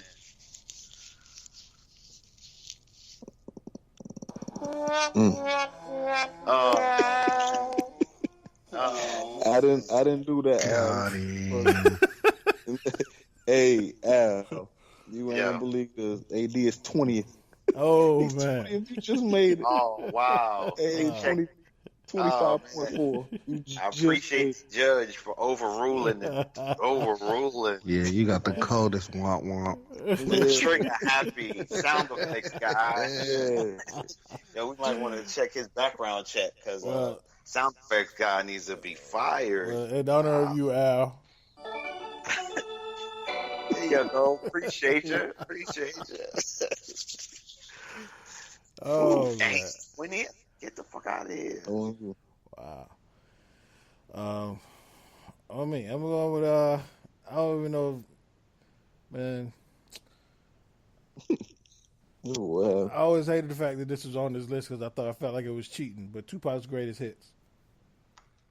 bro, it's on there. I know. No, Yeah, you know, cheating. it's cheating, right? I mean, does that count as an album? Right. It's listed as an album. It's listed That's as an like album. saying New Edition Gold. Right. Hey, it's on there, bro. I'm gonna take it. All right. I'm gonna take it. All right, West Coast on you. 10. My new favorite Toronto Raptor, Kyle Lowry. Kyle Lowry. Most deaf. Before I tell y'all what Lowry resides on this list, might not believe it. Ooh, Kyle Lowry is number 7 on the list with 31 mil. 31 mil. Yeah. What's better than making 31 mil this year and winning an NBA championship? Right. That's crazy. Getting the owner banned from his own arena. Right, his own games, right? Hey, all right, Al, on you. I'm going with Gordon Hayward. Gordon Hayward. Yeah, Gordon Hayward stealing money. That's what I was gonna say. Yeah. He's 6 with 31.2 mil a year. Can't pick up his check with a ski mask. Right. He's stealing money. Let me see. We have 1, 2, 3 more rap albums to go. On you, Jay. Let me get the aforementioned DeMar DeRozan. Boys eating up them NBA players. Should have put a cap on them, but But you didn't. but you didn't. DeMar DeRozan is 15th, 27.7 mil per. Get your points, Jay. I got one more in my stash. Okay. NBA players. All right, West Coast. Take it. I got one more rap album in my stash. Okay. Please Hammer, Don't Hurt 'Em. Please, Hammer, don't hurt him. Yes, sir. Diamond. That's funny. Yes, sir. Oakland. No, Oakland. All day. Please, Hammer, don't hurt him. All right, Al. My last NBA player. Actually, I got two more. CJ McCollum. CJ McCollum. Let me check. Boy, I can't believe. CJ McCollum, 17th. 25.8 mil per. Back on you, Jay. Neck and neck now. See if anyone gonna falter. 10, 9, 8, 7, 6. I ain't quite sure. 5, 4. Mike Conley Jr. I know he just signed a big deal. Conley Jr. They saying he gonna get traded to Utah, maybe. Really? Yeah. Good Mike Conley Jr. is on the list. Let me see where he's located. Can't believe that kid making all this money. Mike Conley Jr. is 9th, Jay, with 30.5 mil per. Ooh. Must be nice. You already know. Shit. All right, Wes.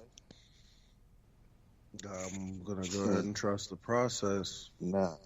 Joel Embiid. Mr. Going for it. I think He not on his rookie contract yet? He's still... Nah, I think he right out. Nah, I don't think so.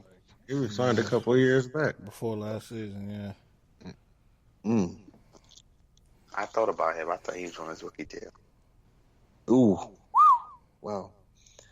Tied for 18th, 25.5. But still in the game. Per year, yes, sir. All right.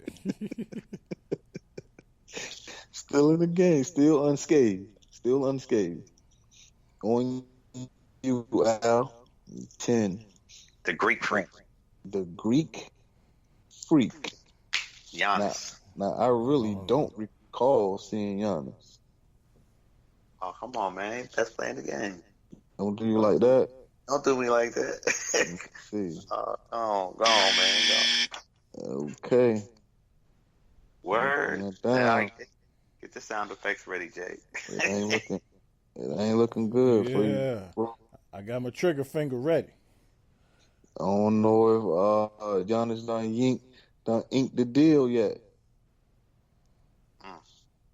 They must be talking about contract. Hey, it doesn't look good for you. I'm at 6. I'm at 5. I'm at 2. I'm at 2. I'm at 1. I'm still at 2. He's back at 2. I got crickets. Damn. Yeah, it's all right. It's all right. Come to the best of us. No Giannis. All right, last round, gentlemen. Oh, man.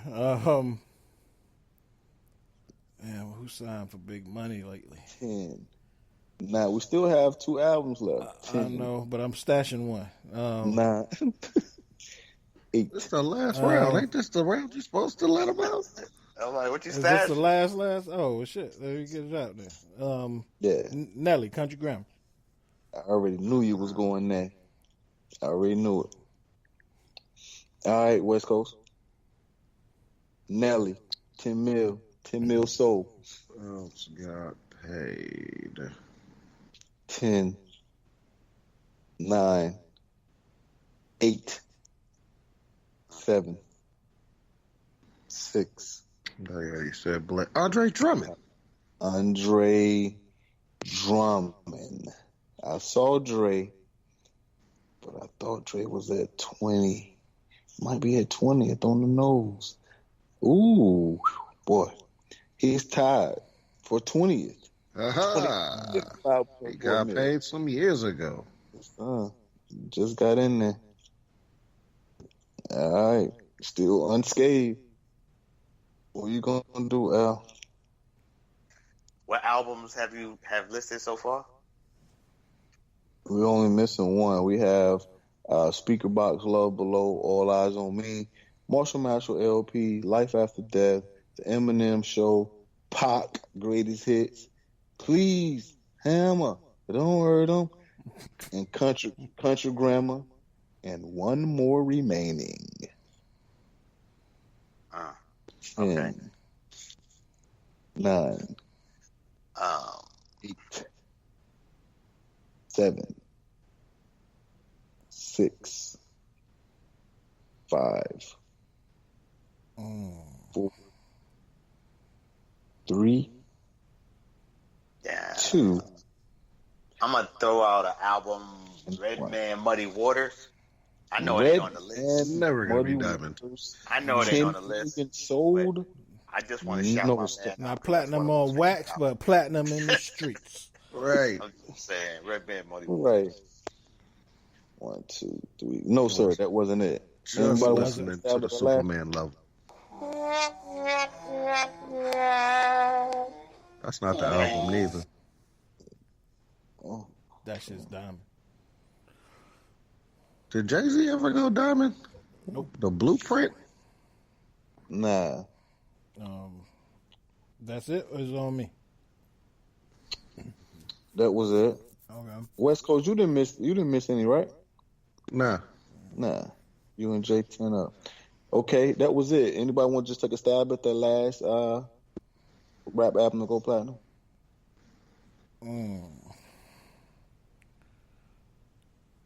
Macklemore and Ryan Lewis. That's what I was going to say. It's got to be the Flow Rider. Nah, man. Y'all know what it is.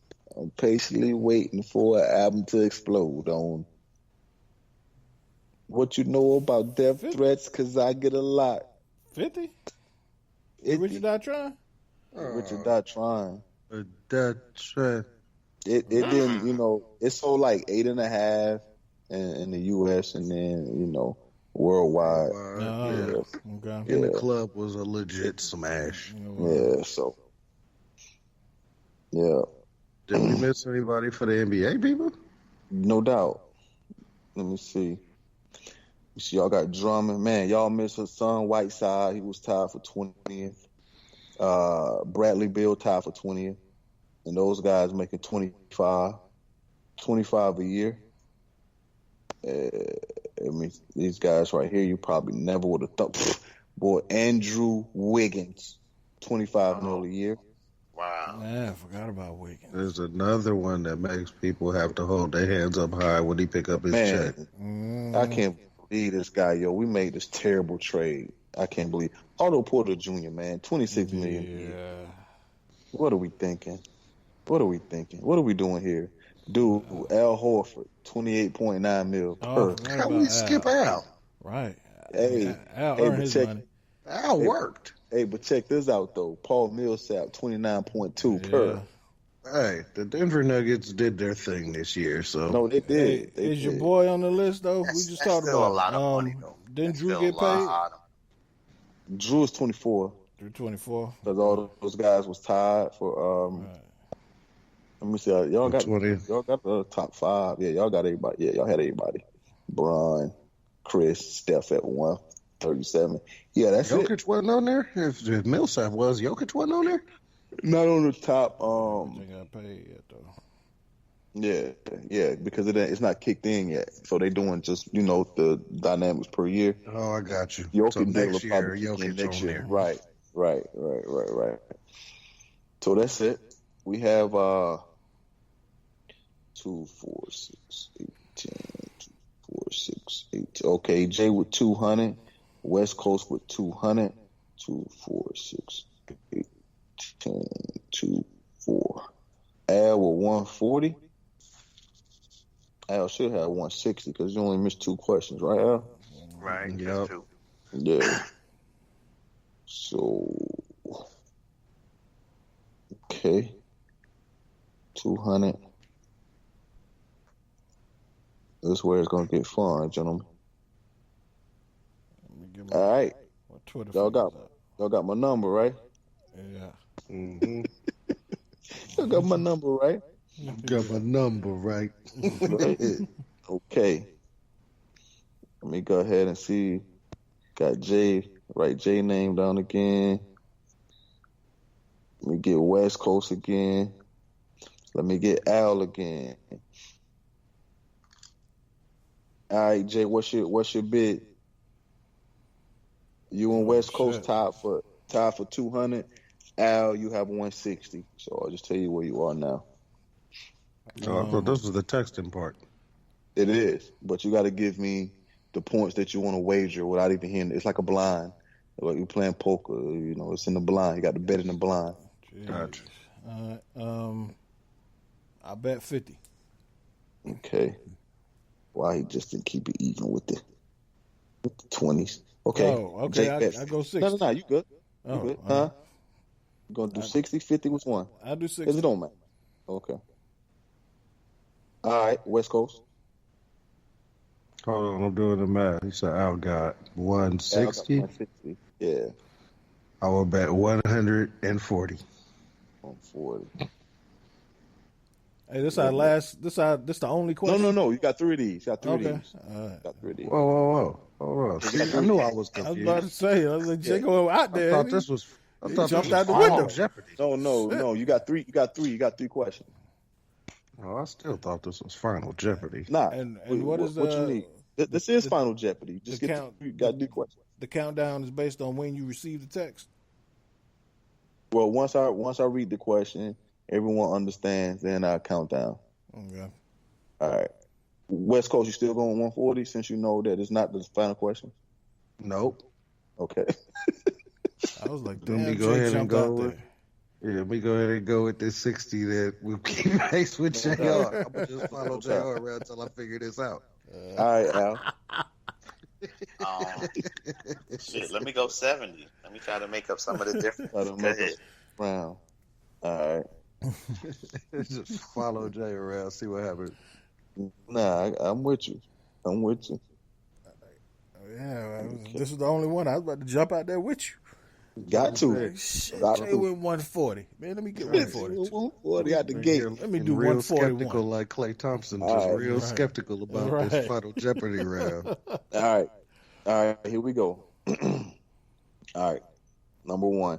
Okay, I'm gonna read the questions twice, and then you know y'all got good understanding of it. Then I'm gonna start the countdown. Okay, number 1. Who held the title World Fastest Human from 1990 to 2000? Again, who held the title World Fastest Human from 1990 to 2000?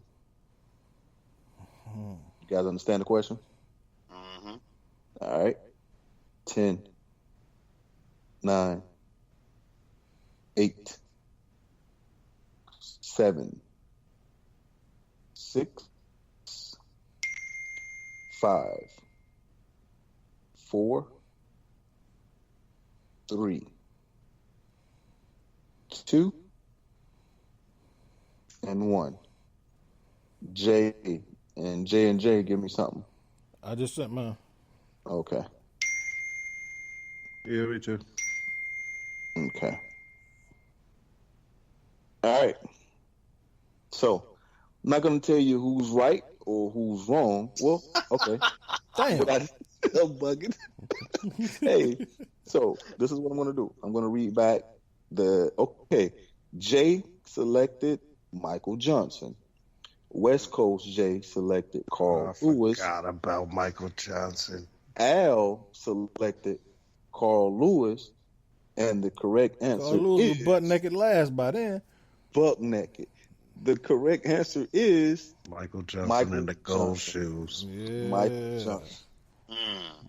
Michael Johnson. So Jay is now at 260. West Coast he's down to 140. I'm wagering 140. I knew I was right about that 140. and Al is down to 90. All right. Yeah. Sorry, you got time. You got time. Thanks for the confidence. No doubt. Okay. All right, here we go. Gentlemen, ready? Yep. All right. Yep. Who and we don't got to tell you how much we How wagering. much you wagering? Yeah. I'm bugging. I'm wagering 140, Pooh. Hey, Jay, what you wagering? Okay, 140, 280. What am I at right Okay, now? wait. Let me tell the scores. Yeah. Jay, you at 260. West Coast, you at 140. Al, you at 90. All right, I'm wagering 40. 40. It's pretty healthy. Okay, West Coast, what are you wagering? Oh, 140. 140, Pooh. Al, the whole kit and caboodle, what are you Yeah, wagering? put me down for the 90, son. Okay. All right. Gentlemen, ready? Yep. Okay. Who won the NBA 1990 Most Valuable Player Award? Again, who won the NBA's 1990 Most Valuable Player Award? 10, 9, 8, 7, 6, 5, 4, 3, 2, and 1. At the buzzer. At the buzzer. At the buzzer. I sent that text 20 minutes ago. Hey, by the way, that was West Coast. You know. So, He sent it from the West Coast. Hey, Right. I I sent that text from the moon. I can't believe you guys with this answer, man. All three of you answered Irving Magic Johnson, the Magic Man. The hit him with the all y'all hit me with the Magic, and all of you gentlemen are correct. No. Okay. Magic Johnson. Yeah, I had to build up a little drama. I'm like, you setting us up, Pooh. Right. Yeah. Jay. You started talking. I was Jay. like, shit. Was that just the All-Star game? But Right. yeah. Jay, you're at 300. West Coast, you took a huge leap. You're at 280. And Al, you're at 160. Gotcha. 160. Word. Okay, still have a shot. Shout out to Okay. Magic Johnson. Jay, 300. West Coast, 280. Al, 160. Al still got shot. Jay, what you got?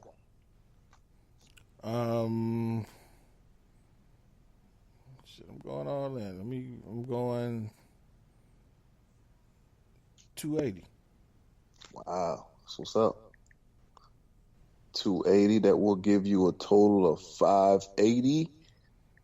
Ultimate jerk move. Right.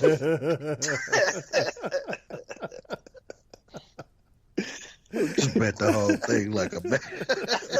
Right. Bet the whole thing like you grown up, man.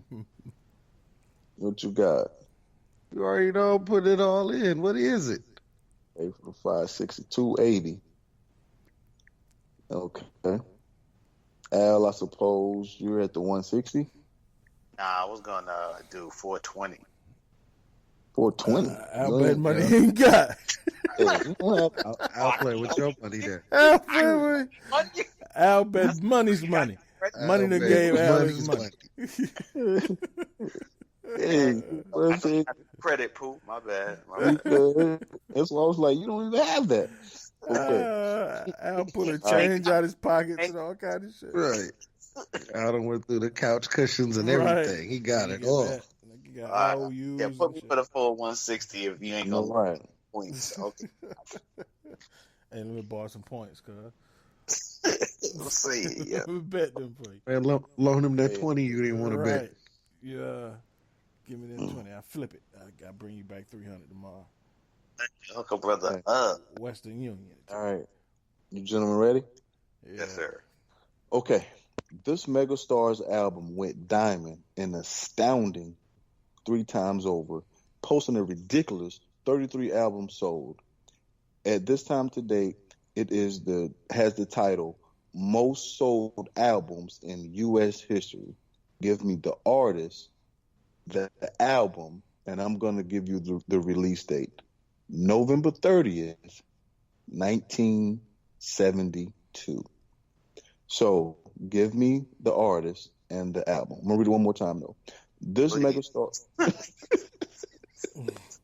All right. This megastar's album went diamond an astounding 3 times over, posting a ridiculous 33 million albums sold.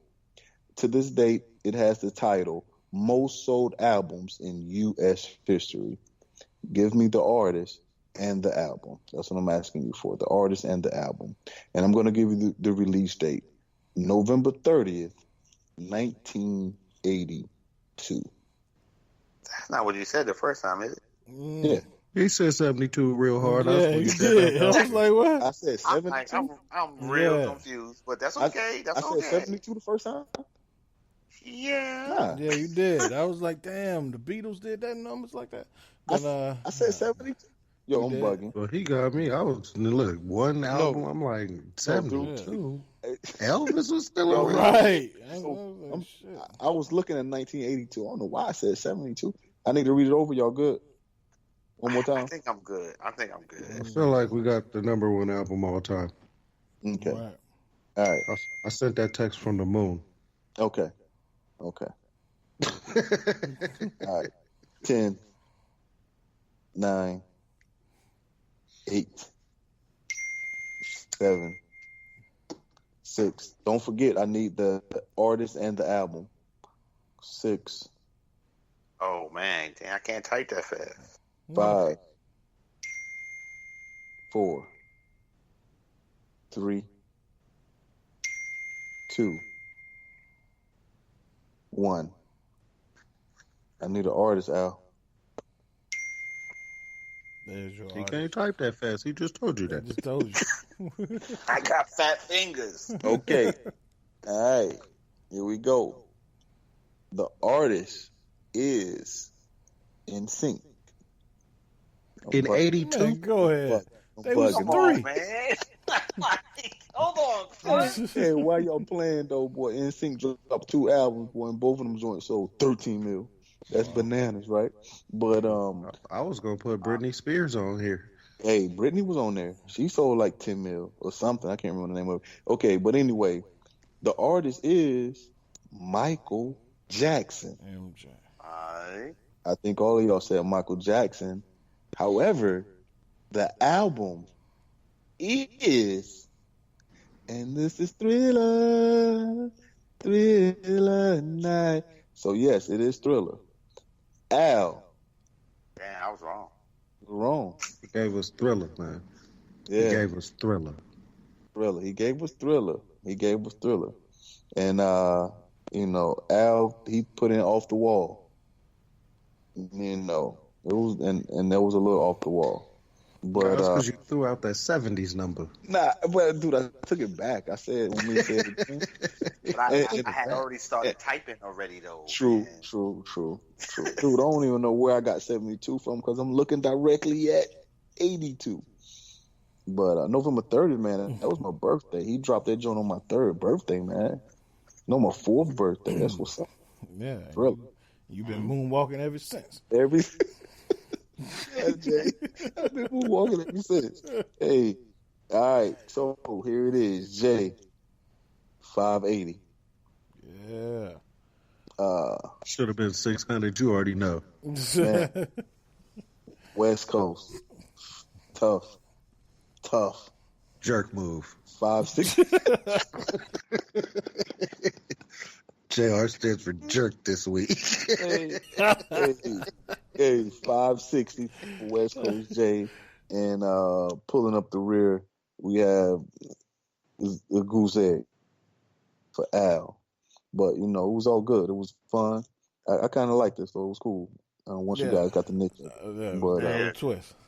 Yeah, but again, JR, he's victorious, 580, West Coast 560, Al pulling up the rear. No need to say what he has. Right. But Appreciate that. Nah, You still using money. It's cool. you yeah, Oh man, well, Pooh, you hosted, man. What you got for me for your parting shot? man, wow. I just want to say, dude, I don't even know what I want to say. Just had Father's Day. Father's Day, definitely salute to the fathers. I always say, no matter what, if you and your pop or the person that raised you, if you guys have a choppy or spotty relationship, try to salvage it. Try to extend whatever you need to extend. Try to get some type of relationship, because you only have one pop. You only have one dad. When he's gone, he's gone. And I just don't want you looking back on what you could have done, or what you could have said, or what I was mad at really wasn't a reason for me to harbor those feelings for so many years that you just couldn't reconcile it. So if you deem it possible, definitely reach out. Try to gain a relationship with your pops, man. That's all I have to say. Well said. Word. We lost Jay. I said all that, and it's not on the show. Nah, I mean, Word. Oh man! Can you say that again, brother? Say that. Like Pooh running by me again. Feeling, boo. This time with feeling. Yeah, Oh, I'm just like, skip me. That's what I'm doing. Nah. I feel you on that. Definitely. Jay, what you got for me? This week, one more time, congratulations to the NBA champion Toronto Raptors. Congratulations to the first time in franchise history, also NHL Stanley Cup hoisting St. Louis Blues. I could have sworn Brett Hull won a Stanley Cup when he was there, but nope, he did not. Other than that, shout out to Money. You know what I'm saying? The real was in a power outage. Feel me? And just cool. It's still 2 for Tuesdays. Always 2 for Tuesdays. If you're not defying life, if you ain't rocking with Defy Life, what is your life about? What up, Money? What this, Brett? No doubt. Al, what you got for me? Let's see. My shout out is going to the fact that this is National Buy Black Week. And I ain't never heard of it before. I don't know if it's the first annual. Okay. Or I just hadn't heard of it before. But shout out to the fact that it is Buy Black Week, and I just think that's something important that we should be directing our finances, and our buying power should kind of stay in our community and support our businesses. And I've heard numbers from $1.3 trillion of buying power in the Black community to as high as $2.5 trillion of buying power in the Black community. So I just think with a little bit more intentionality, if we could get those dollars to flow in our community, we could really make a difference. And then, I got to give a plug to one of our podcasts, because I actually took the recommendations of some of my colleagues and listened to Hey Sis, How Was It? And got me interested in some True Detergent My Damn Self. So I definitely like the whole flavor of that podcast and what the sister's trying to do. So that's my shout out. Shout out to National Buy Black Week. You said Defy Life gear? That's what you said? That's what I heard. Yeah. Well, I'm saying we're all black company, so without a doubt, support us. And every week should be Black Week, to be honest. Right. Right. Yeah, y'all go do that. So on the tails of that, go to defylifegear.com and support black business. Word. So, no doubt. My shout out goes to Al's beloved New York Knicks. Shout out for the Knicks. What we do now? It's a positive shout out. Shout out for the Knicks for standing their ground and rejecting the Atlanta Hawks offer for the Knicks' third pick in the draft. Oh, yes. The Hawks threw out the 8th and the 10th picks to try to move up in Thursday's draft, and the Knicks shot them down. Shout out to the Knicks for a smart move, and sticking to their guns. And we got the third pick in the draft and a 3-man draft. You probably want to hold on to it. So shout out to the Knicks for making a smart move. And for Al's sake, maybe it's the first in a long line of smart moves. We need the Knicks. The NBA is more fun when the Knicks are good. So I'll leave it there. Shout out to the Knicks. Yo, got a lot of hope in that, brother, because I like what I saw in Duke. And hopefully that will translate into the league, and R.J. Barrett can bring some of that to the Knicks. We need that. Damn right. You're cool. Well, Money, we missed you, man. Hope everything's all right. I think, Jay, we felt part of that storm, so I guess Charlotte got the worst of it. That's what it sounds like. Yeah, so I'm hoping everything's all right, Money. He said he was still had 20% phone power, so he's trying to make it to the morning so he can wake up. So hope everything's I hear that. So that's the perfect night for a lovely young lady and a nice 112 in the background with some candles burning. I'm just getting that out there. Yeah, Sure. you gotta have power for that 112. Gotta have power for that 112. Yeah. Oh, that's right. He only got 20% on the phone, right? You could rock like 2 songs and then turn it off. You could, and Money, you the tech wizard. You supposed to have a portable battery charged in stash, man. Right? I got 2 of them on me right now. Everything right. plugged in. How you work for a tech company? You ain't got no portable batteries. It's June. $28 million in your. Yeah, exactly. Jay worked for Jack Daniels, and he got one. Jim Beam gave me one with Jim Beam. It's June. June 19th, isn't it? Yeah. No, it is. It's officially Juneteenth. It is. Hey, happy Juneteenth. Happy Juneteenth to everybody. No doubt. Absolutely. Well, fellas, it's been a good show, man. Again, it's been episode 112 with the Playas as well. It's been a good show. For June 19th, real quick, happy anniversary, Mom and Dad. Good work. Oh, that's what's up. Happy anniversary, West Coast Pops, West Coast Ma. Hey, definitely happy anniversary. Salute. And I'm going to be celebrating mine on Friday. Oh, man. Happy anniversary, GM Pooh. No doubt. No doubt. Happy anniversary. Man. No doubt. You about 19 years in there? 11. Right. Man. Woo. Getting it. Yeah, that's saying something. You double digits. You officially a vet. Official. Yeah. It's all right. Yeah.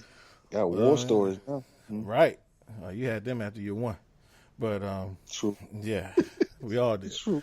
But, man, congrats to you and sis, man. That's good. 11 years. Word. Congratulations, man. Keep it up. No doubt. Appreciate it. Well, yeah, y'all. Another great show. Another one in the books. We will talk to everybody next week. Until then, Defy Life. Defy Life. Yes, sir. Defy Life. Defy Life. Peace.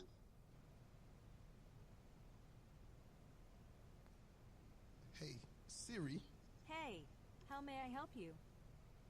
play the Relationship Status Podcast. Playing the Relationship Status Podcast. I would ask him, like, what are you doing? Where are you going with this? What are you trying? And he really didn't have, like, a real answer. Okay. So I didn't feel like we were going to be compatible later on down the line. I think that goes back to something I've often heard and think myself, that men date women thinking they're never going to change, and women date men Thinking that they are. thinking that they can change them. Relationship Status. New episode every Monday at 12 noon on Defy Life Network.